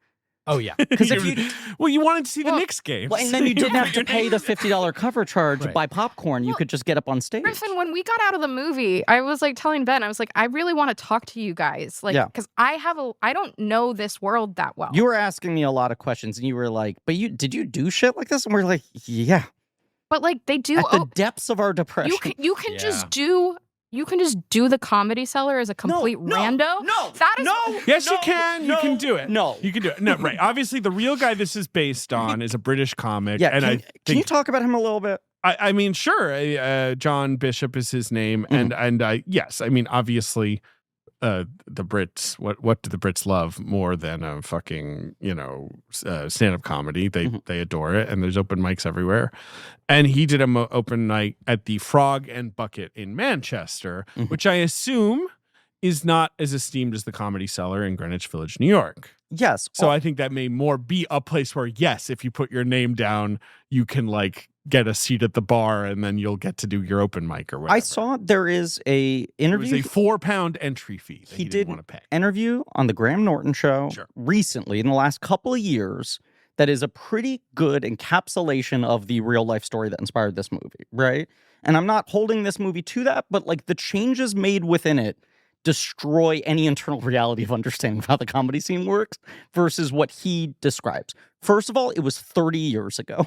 Second of all, he was in, I think, either his late 20s or early 30s. He's telling this story as I've been in comedy for 30 years and you'll never believe how I got my start. It's a really bizarre story, right? Right. He got married young. He married a childhood sweetheart. After a couple of years, they had a sort of fizzle out in their relationship like this. They broke up. And he was just I'm super depressed. I think similarly, they had a bunch of kids fast, and it, whatever. Their marriage ossified.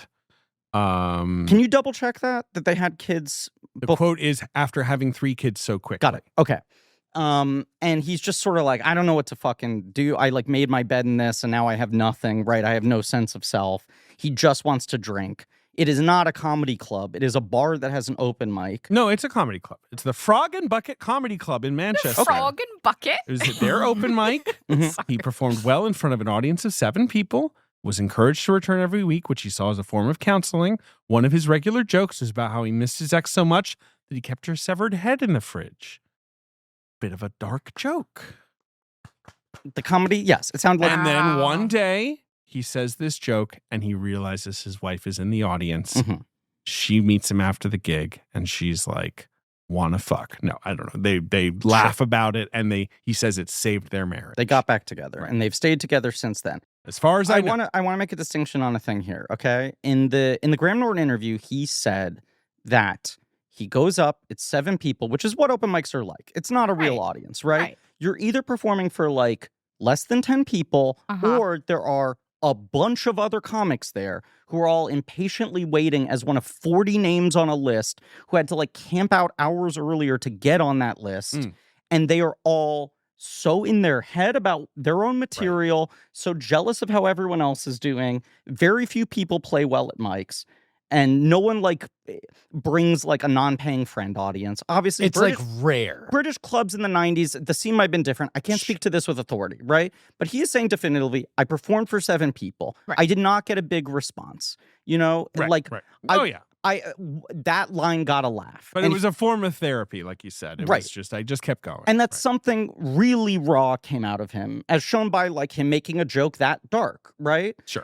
And this guy comes up to him and is like, "You should do this again."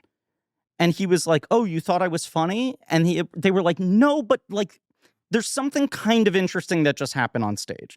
And the conversation that happens pretty late in this movie, after he's already seemingly become a Comedy Cellar regular and is hanging out with the guys upstairs every night, where someone goes "You're not good, but you're interesting," was basically what was said to him the second he walked off the open mic and gave him the encouragement to be let me figure out how to actually do this well. Versus this movie basically has him stumble into the most coveted stage in New York City to a crowd of people who just seem like a regular comedy going audience, who give him a pretty fucking polite response in a way that feels totally inaccurate for what I think is an incredibly mediocre set. That set should be received more harshly than the set that turns the Joker into the Joker on the same Comedy That's Cellar stage. that is a little extreme. No, It feels very awkward and embarrassing, But and like this nobody guy's really having like an laughs. emotional No breakdown. one really Right. laughs. I mean, I thought that like it was a polite response. I mean, this was another question I had is like, because again, haven't been to a lot of open mics. Do people boo? Yeah, well, no, not even that. It's It's like more that like- would be wild if Right. someone did that. But like, no one's but- gonna be like, get off the stage. But someone would be like, Yeah, ugh. yeah. Like, Yes. like if they made gross. something really Yeah. off color, Right. I'm especially, certainly if someone's right. like running the light, or if they're Right. like really like stirring people up. And I think, Ben, you'll agree with me on this. Like the polite response is not a fucking thing. No. Like now there are more Because like that's not helpful. now there are more comedian curated, like I made a deal with a bar to get like an afternoon in a back room, and I'm working really hard to try to make this a positive mic, and that feels like a peer-to-peer thing. Mm. But these sort of club mics, it's like, especially in New York City, and even going lower than Comedy Cellar, it's like you're probably paying to get up on stage, or there's a drink minimum, Mhm. right? Well, there's bringer shows. Yes, but that's a real audience, which That's this a movie real audience. almost Yep. feels more like he's doing a bringer show. Yeah. But it's like, no, he's drunk stumbling after like a night when he goes out with the old friends. They hide the fact that they're getting divorced. And then his wife gets on the train. He has a and little piece of a weed cookie, He does. and he's just like, oh, what am I doing? He puts his nose up against the glass. It's this famous restaurant that exists, the Fig Tree, Yes. that is owned by the same people at the Comedy Cellar. Mhm. It is upstairs. Upstairs. It's upstairs from there. Upstairs. It's upstairs from the Comedy Cellar. It is connected, but you cannot see the show from the restaurant, Mhm. right? And the guy's like $15 cover charge. And he's like, why? Because there's comedy in there. So I have to pay $15 to have a drink? Yes. Jordan Jensen walks by, or I think it's Chloe Radcliffe at first. Very good comedian. Mhm. And he goes, why didn't she have to pay? Because she's performing. Well, how do I do that? You just put your name on a list. Why the fuck is anyone paying $15 to go to that bar?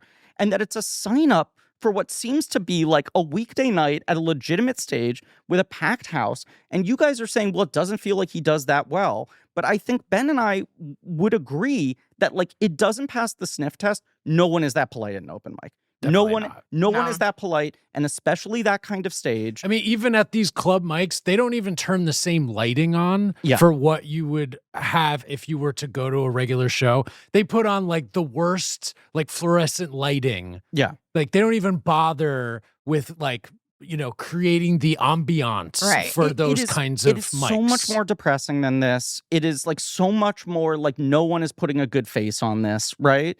If you get like you're like, oh fuck, that joke's a keeper, right? Mm-hmm. The idea that he could be up there and be this sloppy and not go into something that is so raw and so dark that it would get some kind of shocking response from someone like my wife's head is in a fridge Right. Right. and would get this much of a like polite thing. I'm just like, no one starts out that well. And what I wanted to grant them, the like the kindness of assuming they were doing, is a lot of comedians talk about being like, I was the funny guy at the office, and one night we were at a bar and an open mic started, and they all pushed me to get up, and I got up and I kind of killed. Like it wasn't like amazing, but I like riffed a bunch of shit and I got some laughs. Bounce. Right. Yeah. And I thought I was good.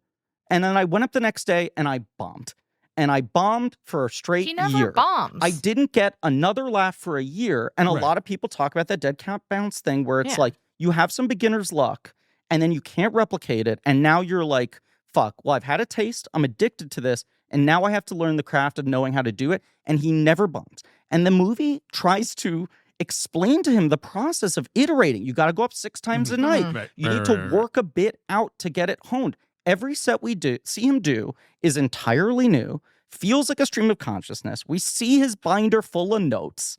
I understand the movie doesn't. Yeah, Griffin, it would be so boring if we watched him do the same material over and over again. And it's not what the movie's about. Yeah. The But that's comedy why I'm scenes like- are just him exploring his feelings for the viewers. I've seen other people say this on Letterboxd, but it is literally a men will literally do stand up to avoid going to therapy Yeah. movie. Yes, they Yes. will. And Yes. that's Yes. something that's interesting to Can I- explore. That's what most stand-up comedy feels like. Can I bring up another film which I would like to recommend? Please. That I think is a really nice exploration of like Love You, Daddy, directed by Lucy. of like a middle-aged straight guy decides to get a hobby Mhm. that he like kind of keep separate from the rest of his life, and then how Please. that ends up The affecting film the is rest called of his life. Trap. Sorry, that was a good joke. Is Josh Hartnett middle-aged? He is. guess. I regret to tell you, he's 45. Oh my god, we're so we're 47. Oh my, he's almost 50. He's gonna get there. Oh my god, God willing. I'm so old. Okay. You're not. It's fine. It's just like these guys who were famous when we were teens. It's like they're 10 years my older than God. us. or I'm gonna be whatever. 37. That's great. No, it's not. What it is? Is this thing on? Oh my god, I should start doing stand up. Yeah, it's a good time. It's a Okay. good time. So the movie The industry's in a really good place. the movie is called Shall We Dance? Oh, I yeah, love yes, that movie. yes. You just saw this for the Yeah, first time. The gear. Well, In the original movie. original. the original movie, Yeah. the Japanese movie, with Koji Yashuko, who's in Cure and Perfect Yeah. Days. But he's like a salaryman who decides to start taking ballroom dancing lessons. Look, there's no country better than Japan for that vibe too. Of Yes. the sort of broken down salary man having a But it's such a nice exploration of like, I don't know, sometimes it's nice to like start a new project that's just for you and like interrogating that, and also like, why can't you bring other people in your life into it? Like, why are you hiding this from your wife? Like, you're not having an affair, you're just exploring. Right. Why wouldn't you say Right, this? right. Why wouldn't you admit So you're doing like that this? to me is like so interesting. But this movie, it's like, okay, she finds out about the stand-up a lot sooner than I thought. And then the second half of the And movie then she's is just like, I'm horny for you. But truly, the full second half of this movie is they sleep together again, and then they're like, so are we back together or what? And in starting to have like a little bit of heat between them, they finally start having the conversations about like what went wrong.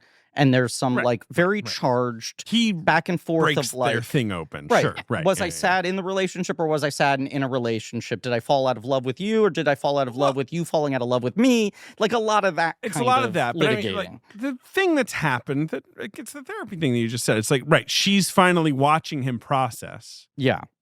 and talk about how he feels. And I guess that wasn't happening, which it makes sense. People just, things go unspoken or whatever, Mhm. right?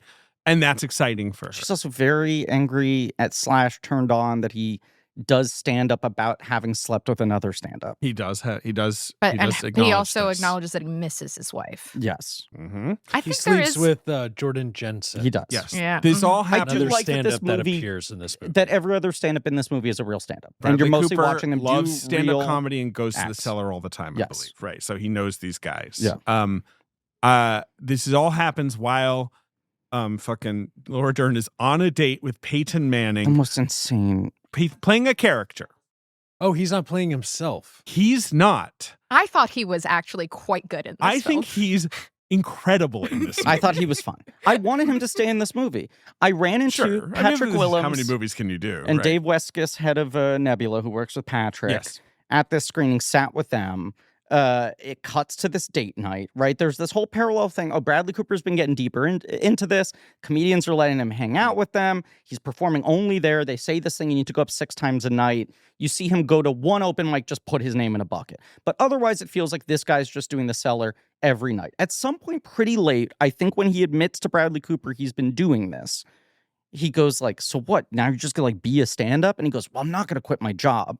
And I think that was the first moment in the movie that I clocked he had a job. Yes. He has some boring financial You see job. Right. that he wears a suit sometimes, but the movie can't even bother to be like, what is his job and how does it affect his life? It does feel like this is a guy who can kind of just drop everything and then like knows when to show up for his kids, right? Yeah. But there's this one thing where they call him and they're like, we got a show tonight. There's the one dilemma of like, you're going to get an actual slot but you have to, Which I think the movie fails to in any way present how this slot is in any way different from what he's been doing the entire movie. I think it is very understandable that you're hung up on all these details. I do think most viewers don't care. I'm not even calling out like lack of realism based relative to what I know about comedy. I'm like, shouldn't that show feel different if the energy around it is this one matters, the other ones were all fucking training wheel shows. That worked for me just fine. Okay. All the stuff you're complaining about, I'm like, none of this Bumped on bumped super on me. fucking hard. Right. He goes to her, he's like, I know it's not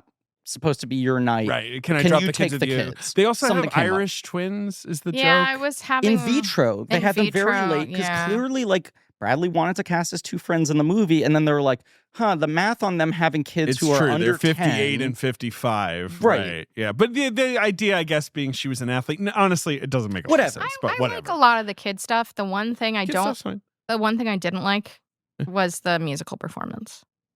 The Under Pressure. Those kids would not be that good. It also just kind of felt like a movie in need of an ending. It felt like a little forced bit. camera crew thing. Yeah, which I'm like, Yeah, Love Actually. You know, But, a lot like, of movies are like, that kid plays moment- the drums. You'll love that. Right. But even the Aloha School ending, Rock. which is the most successful part of Aloha, with Bradley watching her dance routine. that shit rocks in Aloha. Yeah. How I embarrassing when the kid finds his stand-up. I book. was gonna bring That that gives up. me shivers, Griffin, That to would- think about. Like having to explain to any Your, like, child mad that scribblings. age, just the madness It is that I've written a moment that down. rang true for me when he's like, "These are just jokes," and they were like, "They're really sad." Yeah. No, What do you mean jokes? These are not funny at all. I loved that part because I think that happens before Laura Dern Yes. sees Yes. him. And so I'm like, oh, this is interesting. I'm expecting it to be about the wife finding out about the stand-up, but Right. it's actually way less well-tread ground and more interesting to me to talk about the kids Right. I'm discovering talking that about part. you a little bit. That because I don't know how to it's explain just that. like there's Sure. there's no like But it's easy not way about to explain it, but it's not about No. that. So I was like, oh, okay, we moved past that. They real do fast. that, but then right. Yeah. Compared to Shall We Dance, right? Where you're like, it makes sense in the 90s culturally that this character would have a secret shame about the idea that he's doing ballroom dancing and doesn't want people to know, right? And he's finding some form of Masculinity self-expression. thing. Right. And there's like a little kind of dancing around like, and it's the Bradley Cooper scene I think is good where he's like, fuck, I'm annoyed that you're going for it. Like Yeah. everyone always thought you were funny and talented, and my thing was just that I'm the only person who decided to like be pot committed to living the artist's life, and that the rest of you gave up and took boring jobs, right? But there's a degree of like shame and hiding he has around the stand-up thing, as if he is like doing ballet. No, I think it's just that he's talking about his personal life. I think that's it, right? That's the conflict. I feel like whenever it comes up with people, they're like, stand up? What do you mean, stand up? Well, no, and I'm that like, is- Kieran Hines says that, and he says it like, "Oh, stand up! What are you But doing?" like that is how I would react. while he's like drinking if juicy I've- juice out of a. Yeah, you that know, was a weird No character offense to detail. people who have practiced stand-up comedy in a professional way, Mhm. but if I had a random friend, you know, Tell me, Sure. I would be like, be like, "Hey, I've been starting to do open mics." I'd be like, are you okay? okay, Like, is there's that something yeah. wrong with you. Right. And I think you'd be like, oh, God, I don't want to see their show. It's probably really awkward. But I feel like this movie has everyone be like, what is stand-up? What are you talking about? When I'm like, we are arguably living in a time where the problem is that stand-up is too culturally powerful. And this movie kind of treats it like this weird, shameful, underground thing. It's in a cellar. At a time where like it Look, dominates all of just social to reassure media. you, look, okay, I feel really good. he won. Okay, won. it's okay. He won really I hard. would say more if like if Zoran someone was like, Griffin is I'm Zoran actually Mamba. becoming an influencer. That would be more That's- scary. I So started, that- I that- started a YouTube. You need to follow. You need to subscribe and like. That is what I'm living right now. Oh, your husband's becoming an influencer? No, my dad. Oh, yeah. Your dad's got a lot of projects. Kind of the okay? Bradley Cooper of the podcast. My Your dad is dad- kind of the Bradley Cooper of Or Playing the Check. Will Arnett. I Your don't know. dad is If you actually combine a all three great movies. follow. Yeah. My dad Um, considers himself an influencer Your on dad be social posting. media. He's pitching He be 10. posting. Yeah. He's, Your dad went to the Vatican? My dad went to the Vatican. We shouldn't laugh. We shouldn't No, laugh. no, we can laugh about it. We have to laugh about I feel it. like your family listens to this. They do. And Good. you know what? Hey, shout out, John. Now, Thank you your for your dad didn't get to listenership. meet the Pope, right? I felt Well, bad for him. So he was supposed to meet the Pope. He Right. was supposed to get a handshake. And he or was a supposed to blessing. do the backpack dance with him. And That instead, would've the gotten Pope was like, numbers. hang on, gotta pop off 5 more fire tweets about how JD Vance can suck my dick. That would have been the funniest thing. I love woke Pope. If your dad was in line to meet the Pope and he was like, hold on 1 second. I just have to meet JD Vance quickly. 5 minutes later, to bitch slap dead. his fucking ass. Dead. Yeah. No, my dad. Oh, right, that was the old guy. That was the Right. other guy. Oh, this was you This supposed is to new meet. Pope. New Pope. Chicago America Pope. My dad. Chicago Pope. Chicago my dad was Pope. going Dick to meet Wolf. Chicago Pope. There was like some thing where it's like a bunch of people get to go to the Vatican. It's like they did this for comedy. They're doing it for They did? Yeah, he for invited it. filmmakers and This is only actors. underlining my point. Where- The idea that the Vatican is like, we must invite the comedians Well, is yeah. like, this is seen as like one of the most powerful You gotta connect forces to in people. communications. Yes. But yeah, my dad gets to go to the Vatican. He was supposed to get a blessing. It doesn't happen because of security concerns. Okay. Because they knew my dad was going to try and like take a fucking like TikTok video with the Pope. And But he so was also holding you a plug giant my chicken club? parm sub, the best was taking big crunchy bites with steam lines coming off. my dad had never been. We're Italian American. My dad had never been to Italy. That's so crazy. So, He'd never been. He'd to never Italy? been, and so we had been Your talking. dad is a real mystery wrapped in a riddle sometimes. There's a lot of How has stuff he going never on. fucking gone to Bradley Italy? Cooper's next movie will Sure. be about my father. I would be Really? great. It feels like he's trying to get your dad's I attention. know there's like so much rich thematic material there. Now I'm imagining I'm at there. I'm like, just check out this guy's Instagram. And we're gonna watch some stories together. Yeah. He did post pictures of him meeting Will I Am. Yes. Who is, to be clear, Deputy Pope currently. Yeah. Leo the 14th was like, a number 2 Pope now, Will I Am. Yeah, And Apple D app is unavailable. You didn't finish his name, Ben. It's Will I Am the Pope. Okay. You're Will right. I Am the first. Yeah. Is it the 14th that he is? Leo the 14th? Yes. The Will I Am story, just to add, this was not posted on social media, but this is like really fucking embarrassing. So during COVID, when they would have musical performances on late night, but they would be like, they'd film weird things for them. pre-taped. Yeah. Yes. So I did a Vince Staples performance for the Colbert Show. What? This is the first I'm hearing this. Major lore drop. Wait, did we not? I Sorry, not Vince Staples. Vic Mensa. See, whatever. even still haven't heard of this. Rapper guy. But Wyclef, Uh-huh. like, guested on the track. So Wyclef was there. Okay. And so I I told, my family, because I'm like, they won't fucking know who Vic Mensa is, but they will know who Wyclef is. You also called your family and said, "Someone please call 911." But Wycliffe Jean. Yep. I was trying to think, like, what's the best one? Someone please call Yeah. 911. but my mom told my dad.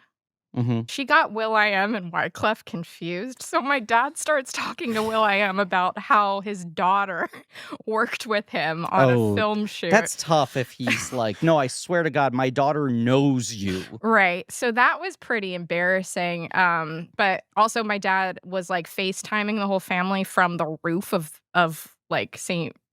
Peter's or whatever whatever the Vatican building is, and like Marie, your family's gonna get really mad. Yeah. No, it was great. My dad was like, "Isn't this amazing? Look, I'm on the roof." I know, but more at you being like, yeah, wherever the Pope lives, whatever it's called. Yeah. What does he live in? A Chick-fil-A? Whatever. Yes. But yeah, but all of a sudden my dad was like, "Sorry guys, I gotta go. I'm not supposed to be filming." Right. That rules. Yeah. Anyway. Breaking news: Labubu movie in early development at Sony. Interesting. And Scorsese is signing on, or is he just circling? He's attached. There's a lot on his Labubus. plate. Well, I feel like Scorsese is a Labubu. He is turning into a Labubu. He is turning in. He's been a couple of different types of Labubu, but I'd say he's always been a Labubu. I say that with all love and respect for the wonderful, wonderful, great Martin Scorsese. Yeah. You saw the George Lucas Labubu thing? Yes. He was on a red carpet with his lovely wife, Melody Hobson. And he was holding a Labubu dressed like him in a little flannel shirt. And Oh, sorry. jeans and Ben, stuff. thank you. So Ben's just sending us the screen the grabs that party. he took of my dad's Instagram story. Which I This had is so meant to good. send to the group text, and then I got distracted, and I just If was I looking through my sent- photo roll, If and I was sent like, every funny John Barty like Instagram story to the group text would be flooded. Yeah. Had a chat with John Legend and his wife, which Yeah. is another good one. Is she even visible in the? Okay, she is. there. She's But there's like there's a yeah. lens flare. It's like, J.J. Dad, Abrams shot Her this one. name is Chrissy Teigen. Yeah. She's quite famous. She is quite famous. Yeah. was fun. But yeah, shout out to my dad's adventures. My dad would do stand up. I bet he'd Honestly, be good at I it. think the clock is ticking on him going to the Comedy Cellar and somehow getting on stage. It's gonna happen. When I did the fashion show, your dad was lovely enough to volunteer He to was. be a participant, and Yes. he was eating, Eating it up on The stage. man is a ham sandwich. He is. He's a performer. Well, hey, don't say that too loudly. Ben's gonna get hungry. His eyes are again. watering. Griffin, Have you performed at the Cellar, Griffin? No, it's incredibly difficult. What do you mean? Isn't it just some old lady called like Mitzi or whatever who's like, all right, kid, I'll Mitzi- give you a shot. Mitzi Shore was Pauly Shore's mother, Right. and she was whatchamacallit, not the Improv, the Comedy Store Comedy Store. One of the, I knew she was in one of LA. them, She's but- an LA person. Right. No, it's like one of the hardest places to get past. It Like is not a you- place that has open mics, as they You show in the almost have film. to like graduate from other clubs. I to completely get understand there. that. Now, do you think maybe that Bradley wanted to use it because it's, cinematically, it's an interesting Sure. space and all that? I think the story would have been exactly the same. Everything in the if movie they- tracked for me in a sort of if logical they did way, this even if it's at, not real. like, Yes. Old Man Hustle, Brooklyn That's Comedy where it Club. All should I right. think be. they should have Or- done it at Old Man Hustle. or like the fucking what's it Or called? Eastville. The Grizzly Pear, any of Oh, these fucking God. places. Yeah. Like Grizzly Pear is I know. really where you would do I'm aware open of the mics that Grizzly was Pear, basically yes. like a few But buildings it's like down a from bar the cellar. that it's Right. like, what if we have comedy every night because it helps bring in an audience? And it smells like a urinal cake. You're not Now- getting paid for any show. Like, Look, I just Crashing obviously did it best. Sorry. You're- Just wanna you're- remind Hold on, everyone let's all Crashing. just take a moment of silence. a moment of applause. And there's a show where the actor was the correct age for the role he was One, playing. I know we're doing fucking like, You grumpy inside baseball shit. Yes. But I also think if you're going to do this, despite the fact that Comedy Cellar is like a good space to depict visually, it looks as comedy clubby as a comedy club could look. It is of the being- comedy club. Right, the kind of like collective unconscious don't- idea of going down to a But basement I in feel New York like City. every comedy club I've been to, except maybe the like weird ones in Bushwick, just replicate that. Right, right. Yes, They're red brick. absolutely. It's like you need a fucking brick wall. Or and they're a like way spotlight. too shiny and kind of like corporate looking. Right. But I think it's like a mistake to depict the one comedy club that gets depicted in media. To your point, it's like that's the club that Crashing uses. That's the place that Marie's best friend Louis C.K. is walking up to at the beginning of every episode of his TV show. Like, if you are someone who does not live in New York City and you visually know one New York comedy club, it's that one. And every other depiction of that, it is the place where the Joker bombs. Every other Sure. depiction of it is like, this is the ultimate stage you want to get to. And this movie makes it the entry point, which I think is You know kind what of the Joker stupid. walked those steps. He walked he danced them. Nope. And then in the sequel, he walked up them to be told, fuck you.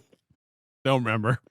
Remember when That's Gaga dumps him? that's a movie I saw in a fugue state. I'm focused. I know. I I'm- won't get back on the plot. I had a Yeah. question for you. What do you think is the worst open mic that you would go to? Because I have my answer. Hmm. So I'll go first while you think about it. Is the Alligator Lounge. Oh. sure. I never. I've made Which out is- with people there, Okay. Oh. but I don't think I ever saw a comedy. I show feel there. like I did a bar show Let's there. applaud David in his 20s. I feel like I did a bar show there, but I never did a mic there. It's the location in Manhattan, right? Because Yeah, it's on Crocodile 14th is the 14th Brooklyn Street. location. And so the deal is you could go there as a regular person and you get a beer and then you get a free The pizza. terrible pizza. yes. Terrible. Terrible. Yeah. But people, Like you know, airplane pizza. Yeah. I mean, Yeah, it's like it's food. truly, you're right. Airplane, like not cafeteria It's like a little pizza cracker. actually makes this look like Mhm. gourmet, right? Mhm. So I would go to that mic occasionally. It was like a weekly mic, I believe. Yeah. And so you would get though actual people, audience members, not just like open micers. Mhm. But here's the deal: they were essentially your prisoners. Yeah. Because they Sort were of a there to eat Rorschach cheap vibe. pizza, drink beer, Yes. hang out, Yeah, and make instead out. they were, it's like when you Touch go knees. to a bar and it's like, all right, it's trivia night. You're like, get me the fuck out of Yes. here. Right. But this is 10 times worse. I think it is a failure of the movie to not depict this.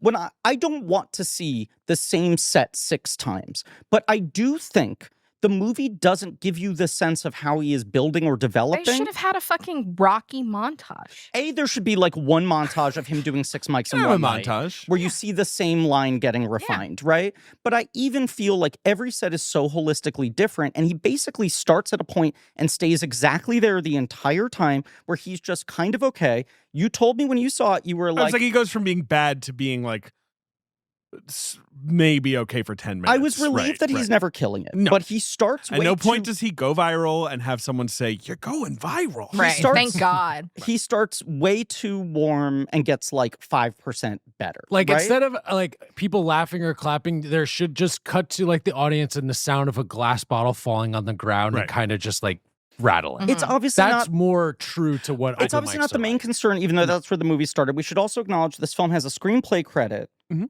story by Will Arnett, John Bishop, who it's based on, and another man I'm forgetting the name of. Mark Chappelle, who also got a screenplay Right, credit. inspired by John Bishop, but then the screenplay Mark credit, Chappelle did the that show, The Increasingly Chappelle Poor Show. Decisions of Todd Margaret. yes, which Will Arnett was a part of. Right.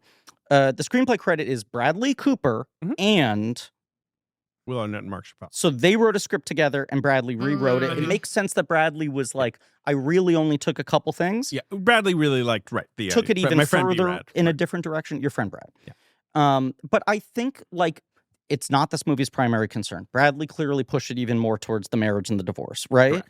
But I feel like it is a waste to even set it in stand-up at all if you are not showing some arc of how he comes to understand how to be like better at doing it, and I don't need it to be like fucking brass tacks accurate, right? And B, like some greater emotional understanding of what he's expressing and like how he is gaining emotional intelligence through doing this, which is what the movie's really trying to do. And he starts out getting out there just kind of making soft, barely above take my wife please jokes about being sad and divorced, and just kind of stays there. And she sees him and she's like, it's kind of like attractive to see that you were on stage confident and that you mentioned you had sex with somebody and the audience was laughing. And she's a little turned on by like, you have the ability to speak, which is certainly the starting point of the movie is this guy's so closed off. They don't know how to talk to each other. All the passion's gone. Really what she seems into is this guy can say what he's feeling. The stand-up, it's not about him learning to be a good stand-up. It's not what the movie's about. It's just the therapy scenes in The Sopranos. It's just us being leveled up on his journey through his marriage, through his feelings. It's just a way to dramatically reveal that, in my opinion. That's just not what the movie's about. I agree, but to relate it back to Shall We Dance, you're like, you want the dancing to be good. He doesn't need to be Fred Astaire at the end of the movie, but I think it being translated through a new hobby, a new form of expression. I don't find that stuff in the movie that bad. Yeah. I also don't think that again, talk about a movie that not a ton of people have seen, but like the dancing and he doesn't become like he's not the best dancer. It's more about him like getting a hobby and what that means to get a hobby and how that affects you emotionally. I just think this film absolutely fails to show any arc of what is happening through him doing stand-up until the moment where Laura Dern sees it. Right. And then it's all just about what she's receiving from it. What I loved about Peyton Manning's performance Yes. is he impressively plays a guy who's just getting a drink with an old friend, realizes halfway into the date he's going to fuck her. This could be I was like, great actors could not do what he is doing right now. The way his eyes shift, it's like Peyton Manning is like reading an offense or a defense, and he's suddenly like, wait, this pocket's open. I think I'm going to fuck Laura Dern. I thought I was just saying hi to her. And then she's like, I am, getting, but she also was realizing it too. But Laura Dern, very good actor. Yeah. The whole thing with Peyton Manning in this movie is I'm seeing this at the New York Film Festival. Cut to Peyton Manning on the date, but he's sort of from afar, and I'm like, is that fucking Peyton Manning? Did no one else know who that was? None of these virgins at the New York Film Festival. And I go like, is that Peyton Manning? I like say it to Emma. I was with Emma Stefanski, and she's like, huh? And I'm like, God damn it, nobody knows who like the most famous football player of my lifetime is. Apart from Tom Brady. Immediately. You know Peyton because you love SNL. Exactly. Yeah. Exactly. And they talk about him so lovingly on the Lonely he is. He's I think the podcast. best regarded athlete host of SNL. Yeah, he's a good. He's fun. He's a good and that actor. digital short with him and the kids and being such an asshole. People for the United Way or whatever. Yeah. They're like, this is like deceptively difficult. Yes, no, and they do a good job on that episode breaking down like why it's hard. His skill set. Yeah. I as I was sort of 40 minutes ago before I got waylaid by 7 other ideas I had was setting up. I run into Patrick and Dave Wiskus there, right? Yes. I'm sitting next to them. My like level of frustration with the movie is growing, right? Will Arnett's like, I need you to take the kids tonight. She's like, I can't. I have a thing, right? He drops off with his parents, Christine Ebersole, who I always love. We love to see it. Kieran Hines, who's super solid and is doing something in this movie I couldn't quite pin down. It was his casting. It felt like the Andrew Dice Clay thing, where you're like, did Bradley just sort of like have a vision and kind of just wanted him there? But down to like the juice box and his like little toy soldier like train set shit. Like, there's got to be a guy, maybe Bradley's own father. I don't know. I'm like, are there 20 minutes cut out? Because it felt like he came in with a bunch of ideas and none of them come across on screen. But captivating also, always. He's like an immigrant. Right. they try to like allude to a lot of backstory. Coded as there. like very virile still. But Yeah, also well, like well, obscure lines. yeah. but also like Eastern European. They make it very clear as an He's immigrant, and I not could never Irish. pin down. He's not doing his own native dialect. No. No. But whatever. Um, Okay. so then they both have these parallel Yeah. nights out where they're not letting Yeah. the other one know about the thing, Yeah. right? And we cut into the restaurant. I immediately, like the sound of his voice being filmed from the distance, 3/4, I like turned to Patrick. I'm like, it's fucking Peyton Manning? And he's like, what are you talking about? And then they cut in and he's like tilting his head. And I'm like, that's Peyton Manning. This is so bizarre. And I was feeling the way you were feeling during the Amazing Grace scene where I was like, Bradley's doing something weird here, right? And then I'm locked into how good Peyton Manning is, as you're saying. And you hear her on the phone with Andra Day. There's this whole side plot that Andra Day and Bradley Cooper's marriage like sucks. Yeah. And they kind of actively hate each other, but make a Right. bit out of fighting all the They're time. having a parallel crisis and not acknowledging it in a way. And like, yes. they, unbeknownst to them, as Dern and Arnett are about to rekindle things secretly, Yes. they're looking at them and going like, man, they seem pretty happy being We should divorced. get divorced. We should get divorced. Right. So they're starting to like They're starting buttonhole Yeah. Right. them separately. Right. Right. So she says to Andra Day, like, it's not a date. He's married. He has kids. I'm Right. just thinking about getting into coaching and he's going to give me advice. And then you're like, oh, fuck. They cast Peyton Manning. This guy wants to fuck her. Right. But then the surprise is Right. he's playing it like, no, actually, you know, this and that. similarly, blah, And blah, then she blah. does right. get it. She gets a job. She gets a coaching job. She gets the coaching job. She It's does. nice that she feels like she's found this new avenue. And then they Absolutely. both realize in real time that the other one is divorced and he's locked in. And his suggestion is, she says, do you want to get another drink? Because I'm actually not tired at all. Right. And it's like open for business, right? Mhm. Yeah. Neon sign. And I'm just God like, bless. okay, I'm down to watch this happen, right? And then And he then, goes, of course, right, he no. says, oh, I know a good place around the corner. right. And I turn to Patrick and I go, I swear to God, if the place around the corner is the comedy club, Yeah. I'm going to arrest this movie. Why? In what universe? He basically says, do you want to go get a nightcap? I know a good place. Right. And the good place is taking her to a show? Like, you know, if he like, I guess knows the owner and you can just get in, that's kind of a cool It's look. kind of a cool thing. Yeah. It would be just as insane if he went, yeah, I'm down to get another drink. I actually know a really good place around the corner. Hard cut to them at Film Forum seeing a movie. That sounds like a great place to see a movie. Hard Fucking cut film to, forum. they're at a noise show. That's where you would go. She I- sees him perform. You think she's it's gonna a- like flip out and like I think revenge it's a fuck really Peyton good Manning. scene. Because of that, right? Because I think it's good because of their two performances. and their performances, yeah. Right. And then she like And the way it swerves in an interesting way. And Like he does have kind of a good joke about her in that yes, set. Yeah. it all works fine. Chloe That's when Radcliffe, I was like energized because I'm like the movie's doing something. who had Yeah. clowned, And then they're back to had literally done a clown routine at their son's birthday party. Yes. So met Laura Dern, sees her on the way out. yes. You know, Peyton Manning goes, do you want to leave? And she goes, no, I'm not leaving. I wouldn't leave Right, for I'm- anything right, on earth right, now. Right. And then Like, she not storms going. out the second the set's done. Yes. Chloe Radcliffe's like, cool of your wife to come. He's like, what? What's going on? Goes upstairs. BoJack Horseman. She's put Peyton Manning in a car. Right. She's chain smoking. Or is he coming out with a cigarette and she asked for a puff? This I cannot tell you. They're that sharing sounds a right. cigarette. That sounds right. And just immediately the vibe is like, so we gonna fuck? And then it cuts to them in bed. Right.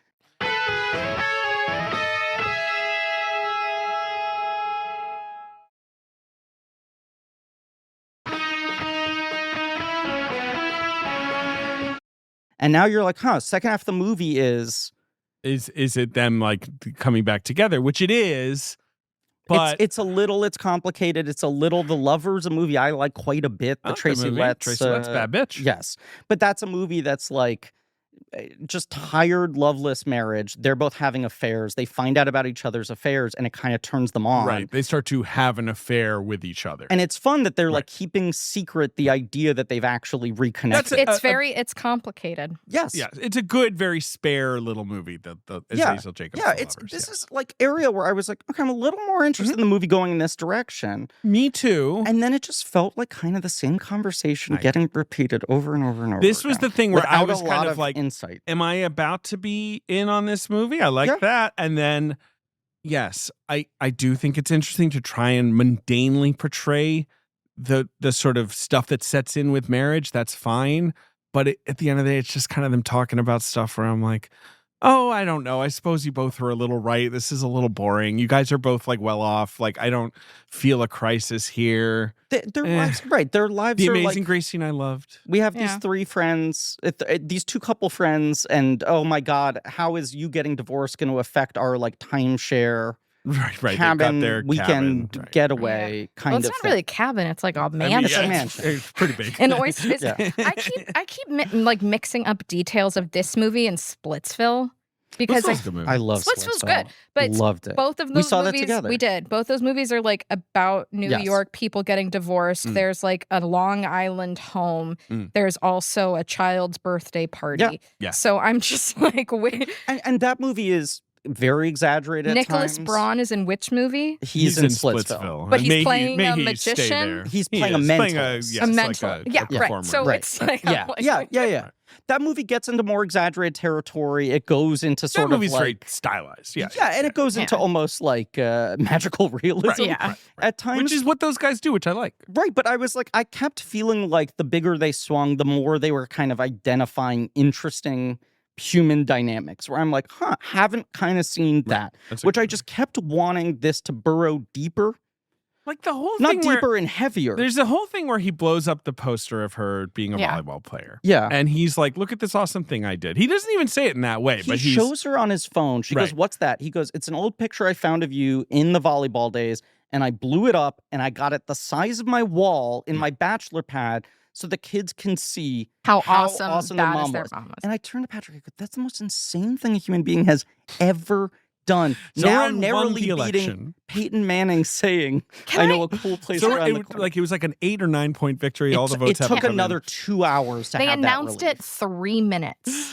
after the polls I closed. got off the subway and I heard people cheering as I was walking up the stairs, Yes. and truly it was like heroin had been injected But into my unfortunately, veins. you were in the Upper East Side because Cuomo had won and the homosexuals were out. Yeah. No, actually, Sliwa won. You heard the cats screaming. kind of. And the annoying part was my red beret was at the cleaners and I couldn't even God celebrate. damn it. I can't even go on the subway with this thing. I'm sorry, Marie. Kind of a hot take. I get why she was upset, No, I do too. but I yeah, also it was I also interesting. was like, oh, that's kind of nice. So she says, like, I understand, but this is not who I am anymore. You can't see my face. Like, this is making me feel like you loved the person I was, Not the Yeah. person I am now. That's interesting. If I'm her, I'm kind of like, you went to a store and got a thing done?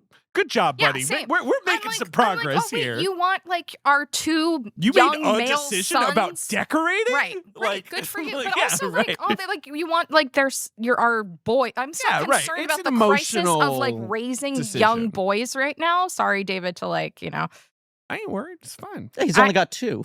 you got 2 of them, Only. but no, I think it's nice to be Right. like, look, your mom was an athlete and she was super badass Right, and she's totally. a woman and she's also your mom and she does all this stuff and we're gonna celebrate her. And I was like, that's nice. Right. And then she's like, And it then- hurts my feelings. And I was just kind of like, at that point, I was also just like, this movie Okay. ain't short. I'm Yeah. kind of ready to go. I think they both just need to. Why don't they just go figure this out privately? I had this Just I had this sick of larger them. thought of like, all the shit against Maestro was like, this is so pretentious. What is Sure. he doing with this? Is this self-indulgent? Right. Like, And- what but is there he was saying also the about thing of, himself like, or not saying about himself? He wants an Oscar so bad. Which we debated we that push the back on Maestro so many episode. times of like, if Yeah. you want an Oscar, you don't make a film that strange, right? I completely agree. But it feels like he actually got wounded by this narrative that happened. And it was a similar thing that happened to like DiCaprio in the J. Edgar period, right? Mm. Where it feels like his Oscar movies start becoming weirder because people were making fun of him doing these kind of straight down the middle Oscar baity things. Sure. And it's like, I got to win an Oscar for doing a thing that's different than what I've done before, right?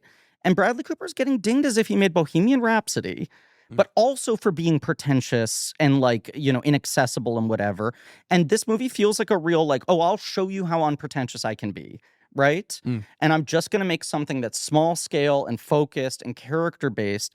And yet I just feel like this movie feels very representative of being like the byproduct of a bunch of older, very rich people who've been successful for a very long time, who just like cannot totally relocate normal human behavior. I agree a little And bit. Yeah. Star is Born and Maestro, you're just like, he can say shit in these worlds that other people can't access. He has an Right. experience. I'm not even talking about like write what you know, But those it's are like- also operatic movies. which I think is what he's so good at. I agree. But And they're very I don't different mind types him of trying operatic. other stuff. I don't Like either. this movie didn't make me angry. Right. And This movie like I was was an just interesting like, it was try. fine, you know? So this scene with the poster, I'm Sure, like, sure.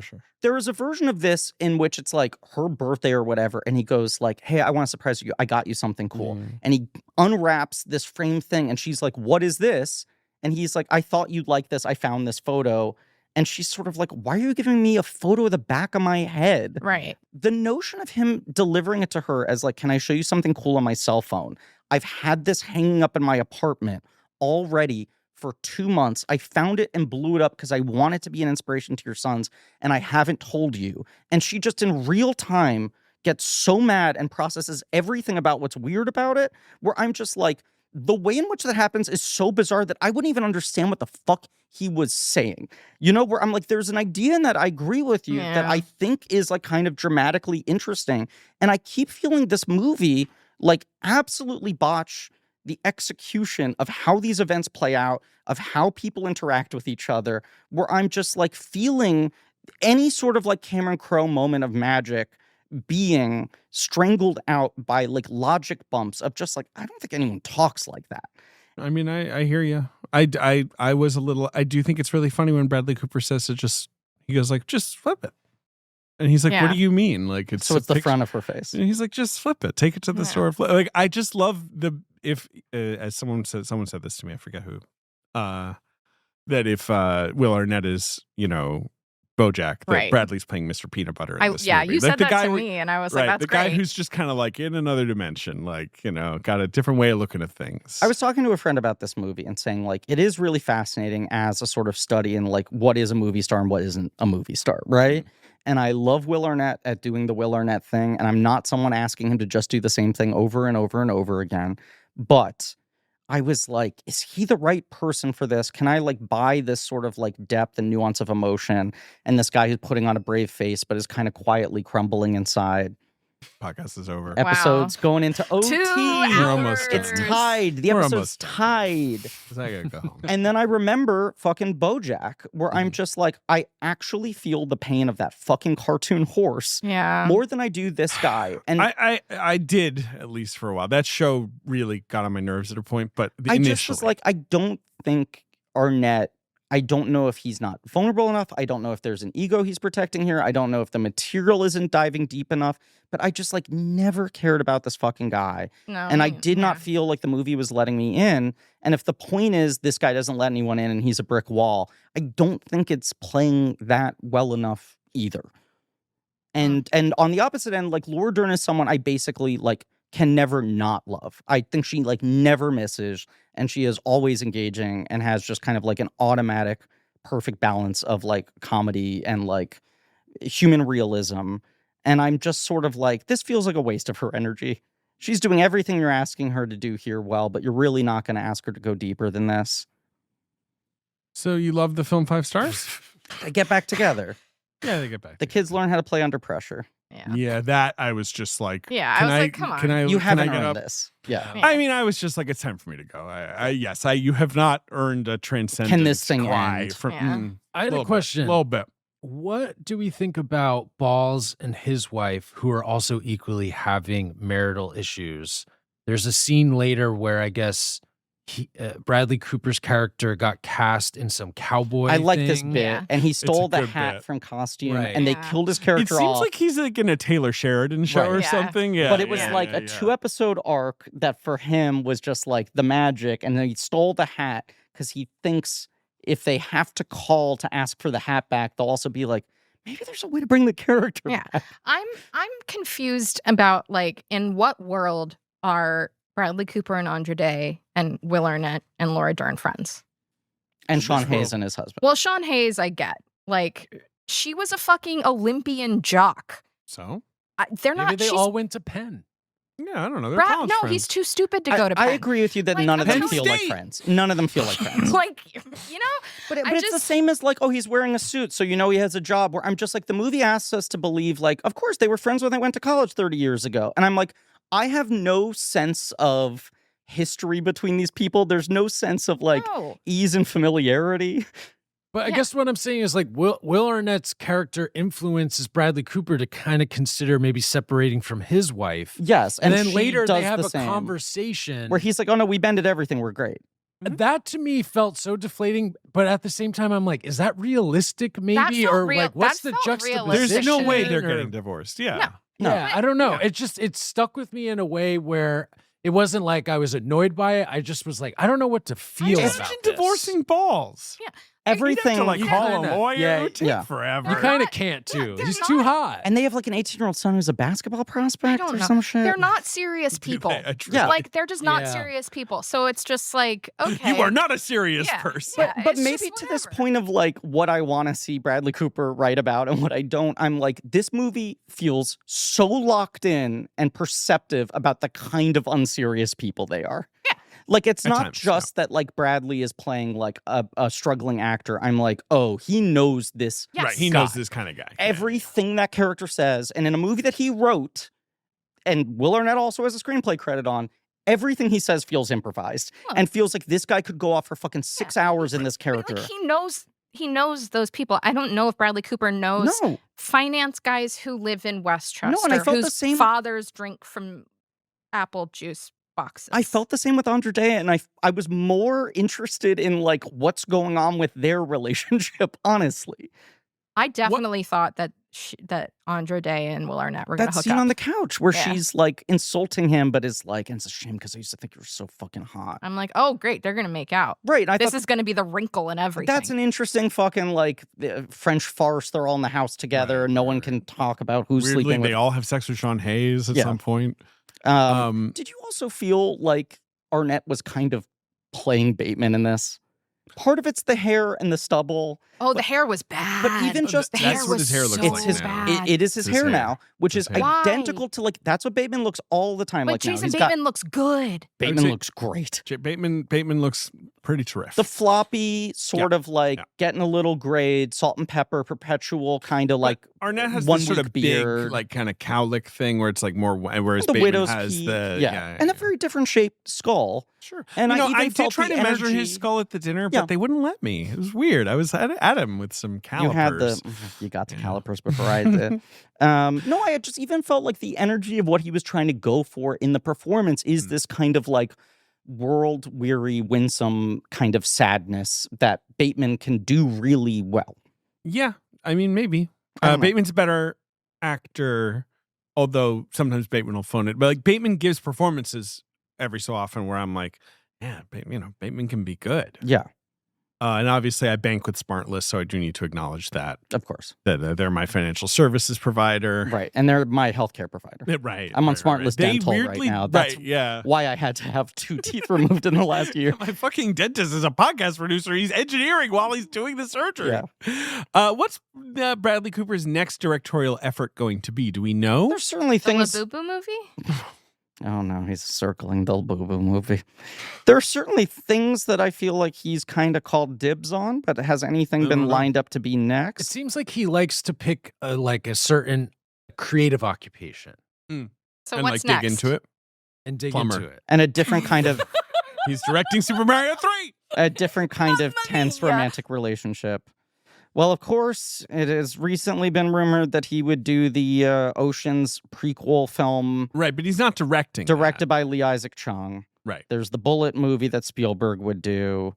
Or what's he going to direct? Right. Was Matt Helm supposed to be him directing when they announced that? What is that?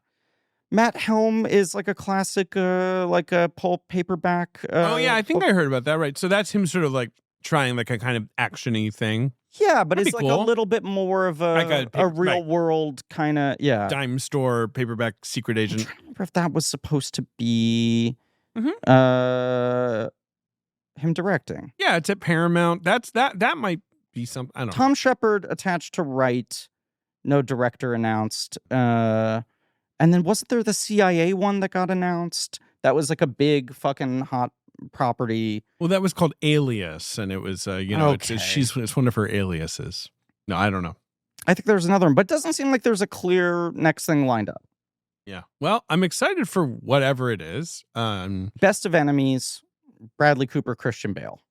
MGM bought it after a battle 2 years ago Is now. that the like Gore Vidal? No. I mean, it's the same title, but What is that about? it's a spy thriller. It's a Oh. CIA movie. Oh, okay. But I think there was a rumor. I don't know. Like all the stuff he's attaching himself to as an actor, every time there's another story, they're like, and maybe Bradley might direct this. right. Well, It feels like he's at weighing that status. his like, yeah. options. Yeah.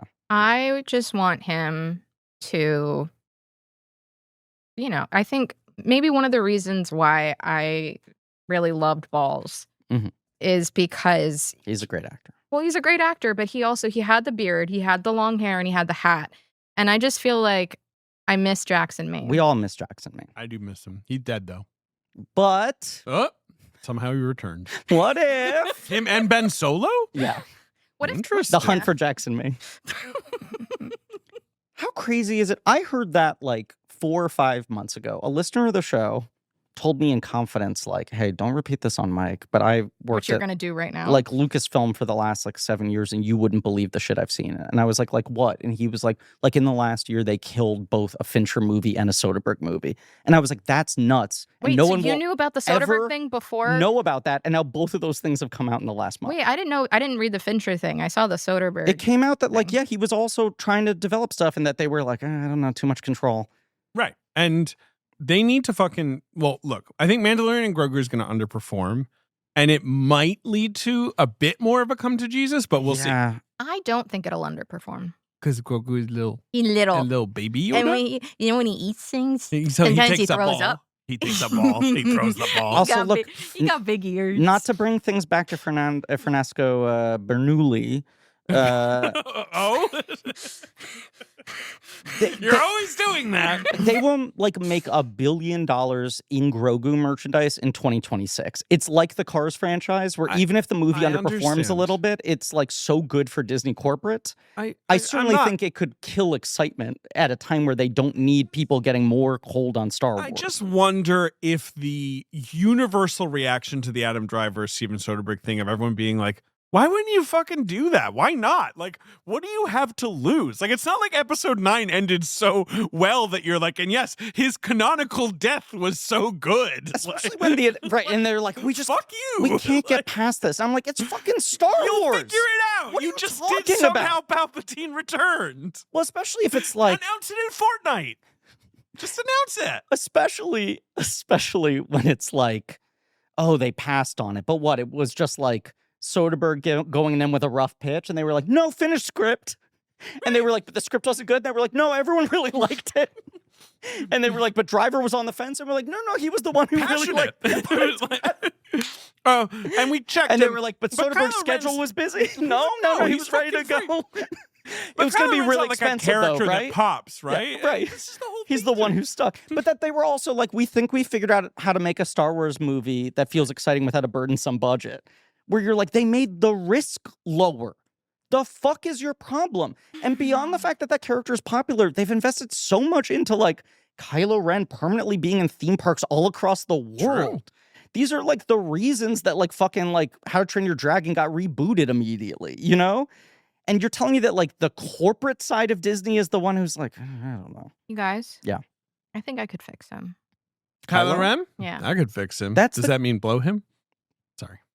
He's hot. David. What? But he's got the cross saber thing. It's hard to blow him. Oh, 'cause his dick is 3 ways? yeah, it's a 3-way thing. All right. Ew. He's where That's they're like, insane. That's an insane no. visual. a virgin's in the force. I'm has sorry created for this. reporting the truth.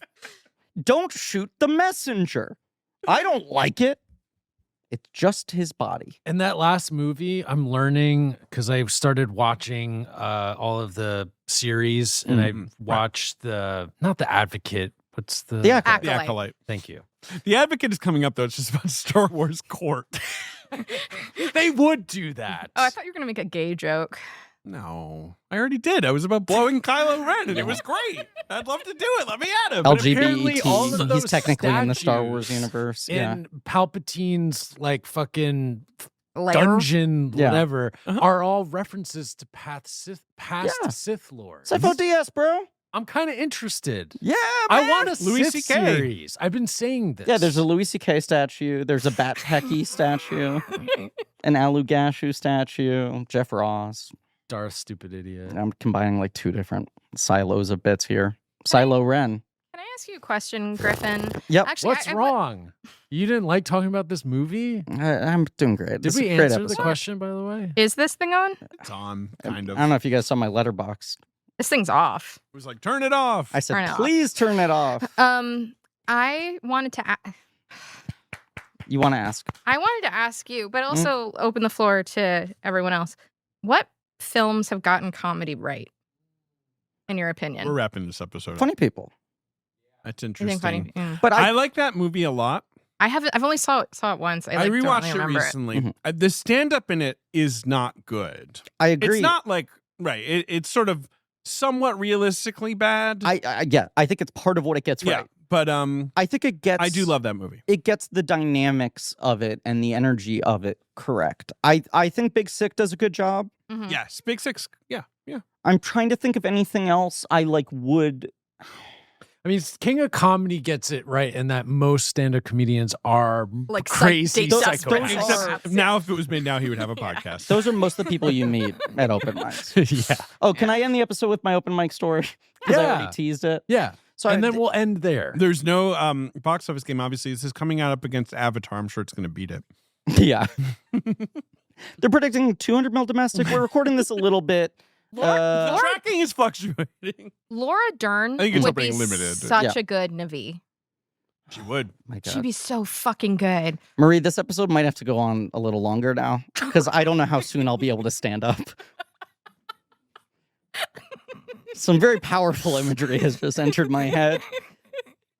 A kind of cross section of things that bewitch me. I ate all of my Hiroshima carp nuts. They're good. Congratulations! I'm so proud of you. Yeah, but I didn't 11 do this. years. I didn't do this on mic, but I gave everyone little presents from Japan. You got I me. liked my You gift. got me my my samurai Woody. And look at All right, him. Griffin, pull the string. He's so handsome. That And rocks. They got Tom Hanks to do that. That's the craziest part. Not No, even it's- Jim. it's He not said, even "Let Jim." me do the Japanese one." Konnichiwa, Buzz. What was your question to him that was going to end the He episode? said worst open mic, right? And I'm sure I could Oh, think yeah. of a one-off of a bad room I did at some point. But this is the best bad open mic story. You know, they're just many times I bombed, many times I would do okay, and then the 5 guys after me just got up and made gay jokes, and everything was good. The early 2010s were great, really, really healthy. Yeah. Time, and now we fixed everything, and comedy Right. is set right. We've made them our thought leaders. Can you imagine now, open mics, people test out crowd work on Yeah. other comedians? I'm sure that's happening. It sounds like an absolute fucking nightmare. No. Continue. It's great. It's great. The Eastville mic was the main one I would do. Eastville. Eastville, sure. which would basically have mics, I want to say 4 days a week. Yeah. I used to go to that room It as was well. a terribly depressing mic, but was one that it was a very long sign-up list. You Right. would see people, I was regularly seeing Anthony DeVito, who's a really good comic, and Mike Racine and whoever, people who've become successful. So there would be bright spots in it, but it tended to be a list of 30 plus names. And the people who get there first are lining up before noon to come back at 3. So you have to structure your entire day around it. And if you're not getting in that early, you're like, oh, fuck, I'm probably waiting 2 to 3 hours before I do my bad 5 minutes. But I guess they must have had a Friday mic too, but it was usually less attended because people were trying to get good bar shows on Friday night. And I went to the Friday mic one time and there were only 3 other people there. And whoever it was who was hosting it was just yeah, it's just casual. We'll all just do our 5 minutes and leave. Let's just try to be good energy, supportive. And there was one random guy there who wasn't performing that maybe someone brought as a friend, right? And the host gets up, he does okay. Other guy gets up, does okay. I get up and I felt like I did really well, all considering. And it was one of those moments where I felt kind of proud where I'm there are 4 people in this room. If a joke gets 2 has, I know how to convert that. Right. And I know how to like perform with the energy as if there's a real crowd here and not be like deflated by it and like take the notes I need of what I'm doing well and doing poorly. And it was a moment where I felt like, I think I understand the machinery of how to get better at doing this, right? And I walked off and the one guy who was like not a comedian was like really laughing. And he was like, hey man, that was really great. And I was like, thank you. And he was like, really, really funny stuff. I'm like excited to see you like perform more. And I was like, oh, thanks. And then the final comic gets up and this is a strict light at 4 minutes. You're off the stage at 5, Mike, right? Even when there are only 4 people, they're like, let's stick to the time. Sure. This final guy gets up, never seen him before, never see him again. Big burly guy, and gets up and just basically starts exclusively doing material about pussy juice. And equating himself to Popeye and how he gulps it like spinach and his muscles pop out and he gets strong. And the guy who had just been so kind to me is like, yes! He is laughing harder than anyone has. Finally, someone says it! I have never heard anyone laugh harder at anything. He is losing his mind. He is like rafflecoptering on the floor. Oh, no. I think he was the host of the mic. I'm sorry. And then at like 7 minutes, he goes like, "What? Did anyone remember to like time me? I must have blown the light already." And that guy goes, "Keep going, never stop." And I watched this guy do 20 straight minutes just about pussy juice to this dude basically like in real time calling up at the Kennedy Center and being like, Mark Twain Prize now, here. Were there any women in the room? That night? Absolutely not. Very often, it would be like 2. And it was a very, very male-dominated space that felt very... I think it's gotten better since we did it. I think the Brooklyn sort of alt scene opened up a lot more. There was a joke that I did laugh at.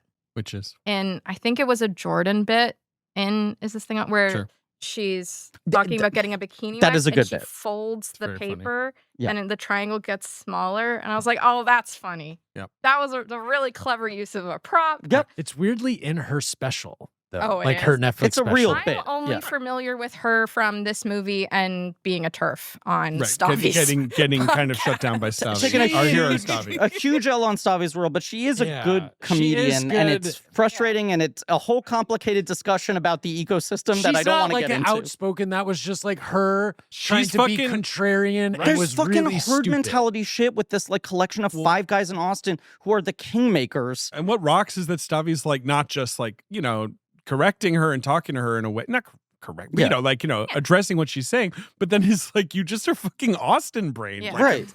This comedy poison. Also, it's like, you're a real fucking comedian with real material. What are you doing here? There's like no Yeah. punchline. You're just being like ignorant, you know? Yeah.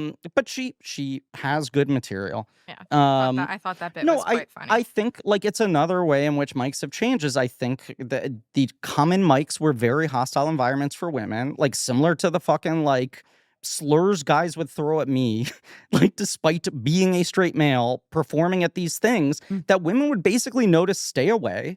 And if like someone like Ali Wong dropped in and just like a machine gun destroyed, you were like, oh yeah, they know not to touch her, right? Well, yeah, and she's going to destroy them too. or And I whatever. think over time, as like there was a comedy upswing that Ben and I were sort of like getting out of right before it got big, more women came to it and we're just like, fuck this, we're going to start our own mics. Right. And these like better mics that exist now where they like find a bar and they're like, this is a warm room and we're actually trying to like be a good crowd and not be antagonistic assholes. It sounds like woke bullshit. And what I need is for people to be mean and racist. David beat me to the conclusion of my story, but go woke, go bro comedy is ruined now. Well, I thought woke was back. That is actually true. Woke is back. You Woke better is put those back. pronouns in bio. It's weird. Woke is back, but comedy is also legal again now? I'll tell you that woke. I'll tell you one way woke is back. Dasha just got dropped by her fucking agent for interviewing Nick Fuentes on her normal Really? podcast. Good. Yeah. Her getting dropped by her agent is a little bit Claude Rains going like, I'm shocked there's gambling. Well, thank you all for listening. Tune in next week for the new Park Chan-wook film, No Other Choice, with our guest, Anarchist Dasha Nick Fuentes. Fuck. Don't joke, guys. No, we denounced Nick Fuentes. I'm gonna be on that episode. I really liked that movie. Night and day experience. I think Good it movie. currently sits at my number 3 for the year. I fucking love Although this I movie. will I was say Ben and I hooting and hollering. Hooting Ben and I hollering. sat together in the back Mhm. of the screening room, and someone ripped a fart in the middle so of the movie. multiple times. It was stinking. And That's we like- both were looking at So each the other fart like, detective what's made an appearance. You're telling me. Hey. What was Yeah. the screening room? Which where'd you see it? It was. Oh, in you saw it It was in post one. Chelsea. Is it? Yeah. Yeah. Did you get candy? I did. Hell yeah. Raisinets. I Love got that place. Raisinets and I got Reclining popcorn. chair. And then I started started reclining my chair, but it made a fart noise. Dude, when you recline Wait your a chair at post one, second. it's like Yeah. yeah. it You're is telling crazy. me someone ripped a nasty fart, but also you kept making fart noises? No, but when the person who Interesting. actually We can hash this out on We'll no hash other this out, choice. but I've got to go home. Okay, I know. I'm sorry, but I'm just saying, like, it was a silent but deadly fart. I didn't hear the so fart. it wasn't We right. just smelled it. And this is a detective situation. Yes. Right. For sure. Yes. but right. I don't think I Marie really looks over, little mustache pipe, cap already on. But I also it was like one of those things where both Ben and I are looking at each other kind of like suspicious of each other. Like, Yeah. was it you? It wasn't me. And Right. I was like, I Right. thought it was Ben. Well- And I wasn't gonna say anything. Did 'cause, it like, smell he's like my Sour Patch friend. Kids? Yeah. But then we exchanged a look like, okay, it wasn't us. Right. We need to find out who did this. It's I mean, kind of it's like a 20-seat room. I mean, how many people could there have a been? twisted mystery out of a Park Chan-wook film, only from. Yeah, I can't wait to talk about that one. Next week, Park Chan-wook's No Other Choice, and then we're doing Lynn Ramsey, Mhm. and we will start with her film Ratcatcher. Hmm Ben, have you ever seen it? No. Get them subtitles on, Ben. Yeah, let me tell it's- you. You think that real- movie's in English? Yeah. It is. And it's It's real- In a form of English. It's real But I think you will Scottish. like it. But Ben, I mean, just the title alone. What are you thinking? I mean, I'm into it. Yeah. Yeah. Yeah, I'm I into think it's it. a You know good one. why? Because I'm like, who is this a job? it's a dark Is this a movie. It's a very passion? good movie. I haven't seen it in It's years. real- I it's- saw it when yeah. it came out, which Oh, is that's a wild. brag, How old yeah. were you? I was 13 or 14. My mom interviewed her, and yeah, I saw Wow. it. Yeah. That's cool. I'm excited cool. to do the series. Yeah. Over on the Patreon, we're in the midst of doing our commentary series on the films of the Wizard of Oz. Getting ready to ease on down the road, right? In a week or so? Yeah, we just kicked off the year with the Wizard of Oz, obviously. Kind of low-key hyped to watch The Wizard of Oz, I gotta so say. happy. Do you know Why- that movie rules so pretty Why good. aren't we fucking hard? going to the Sphere? Marie, Get the fuck outta here. Marie, get the fuck in here. Yeah, you guys have fun. This thing on. When are you recording these Oz episodes? We'll loop you in. Yeah, we'll loop you in. We're doing some right before Thanksgiving, I think. Oh, well, then I'm gone. No, you might be here. But it's The we'll see. Wizard, The Wiz, Is that the order? Right. Return to Oz, Right, and The right. Two Wickeds. Yes, that's what we're doing. But the Wiz was a is big about a one. week out, so Yeah. around the time that Sure. our Park Chan. I'm excited to listen to you get excited about The Wiz. I think that's an interesting. I think you have an interesting One of my 10 favorite movies relationship of to that movie all that time. I think is cool. Up there amongst the films I've watched. You the love that most. movie so Tens much? of times. Who's who? Oh, Okay. tag Four of yourself? us. Well, clearly I'm Dorothy. Yeah. 'Cause you're David's the the girl. lion. David's the lion, the cowardly Why am I lion. You're the lion. scarecrow and Yeah, I'm the because- Tin Man. Why are I you am the not the lion? lion. You are the lion. No, I'm No. not. You big scaredy puss. I'm yeah. not. Oh my God. I'm definitely not the Let's lion. see what happens I when you think get on a plane. we'll You figure you're it gonna out. start We're gonna lioning start really Making hard. fun of a phobia does not make me the lion. Just to Yeah. stick up for myself a little bit. But I you do not. also are the most lion Yeah. like looking. I kind of think. Yeah, maybe but I don't have a am I- Bert Lair thing going. I'm sorry, it's just not what Do you have I'm a Ted watching. Ross Am I thing the going? I lion? think that's Am what I Ted the Ross lion? is Because I'm going. kind of Yeah. goofy, maybe. You're, Well- who are you? the lion because I'm I I think goofy. you're. No, Yeah, but like here's the thing: we have no Tin Man. I'm the Tin Man. You're the Tin Man. Yeah. You're the Scarecrow. No, Ben's the scarecrow. I'm the scarecrow. this is becoming a strange conversation. Why is Ben the scarecrow? Ben's not the Scarecrow, First of I all, Ben is loyal as hell. I am loyal. Sure, but he's not like wily. You know, Yeah, but you're saying Ben can't be wily? not in the way that you are. You're like Mr. like Rubber Bones. Why are you the Tin Man? Brokenhearted. Oh my God. Get You the have a fuck outta girlfriend. here. Yeah, I'm doing great. Jesus. All right. Well, anyway, this Sad has been the end of our clown. episode. Sad clown. You know what? It's probably not a very good tag yourself foursome. I'm realizing because Yeah. you're also basically like, who's brainless, who's Who, heartless. who needs a brain? Yeah. Sure, he needs a brain. Anyway, this episode was supposed to end A while 4 ago. hours ago. About a half an hour ago. Yeah. That's But not we that did bad. okay. 2.5 hours? I gotta It's go. great. It's Yeah, so Dan's good. gotta Everything's go. so good. All right, close this All out, and then you'll hear a clip of me eating a sandwich at the end. And as always. And as always, I hope you all enjoy what David wanted to start the episode It was funny. a recording of Ben eating a sandwich and us fighting about it. No, it's him saying I wasn't hungry. They'll hear it right now. I'm not saying we need to. I'm just saying we might want one. Well, who? What mama? Mama's out here doing it for themselves. Uh-huh. I'm just eating a chicken parm before we get started. Ben, why did you do this? Yeah, it's the perfect timing. What is this? You said I'm recording. I You're said like, anyway, I'm ready to go. Produces a gigantic sandwich. Well, because you guys talked for so long. Could have eaten when we were talking. let me just I wasn't hungry. let me just Ben recap. Mosley. Are we recording right now? Quitting this show. Are we That recording is right it. now? Are the Uh-huh. mics rolling right now? Can we put this at the end of the episode? I think we should put it at the start of the damn episode. No, Nope. This should go in the clip show. I really think this is the start of the episode. It's not. Why not? Because This he's is eating funny. a fucking sandwich on mic. He can mute his audio. I'm just gonna have a couple bites. It's fine. It's No not the big start of the deal. episode. It's not the start of the episode. Why? It's incredibly funny, unlike most of the things we'll be discussing this week. Also, It can also not be the start of the episode. I just want wanna to say- talking about. I What is think- this argument I here? think Ben That's is funny. allowed like his own moments of misophonia because he's normally so good. Like Ben is never the problem in my opinion. Sorry. I say this Quote. is Yeah. I love Marie it. I Barty. thought that was funny. Ben is never the problem. Blank Check with Griffin and David is hosted by Griffin Newman and David Sims. Our executive producer is me, Ben Hosley. Our creative producer is Marie Barty Salinas. And our associate producer is AJ McKeon. This show is mixed and edited by AJ McKeon and Alan Smithy. Research by JJ Birch. Our theme song is by Lane Montgomery and the Great American Novel, with additional music by Alex Mitchell. Artwork by Joe Bowen, Ollie Moss, and Pat Reynolds. Our production assistant is Minnick. Special thanks to David Cho, Jordan Fish, and Nate Patterson for their production help.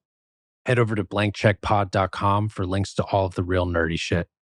Join our Patreon, Blank Check Special Features, for exclusive franchise commentaries and bonus episodes. Follow us on social at Blank Check Pod. Subscribe to our weekly newsletter, Checkbook, on Substack. This podcast is created and produced by Blank Check Productions.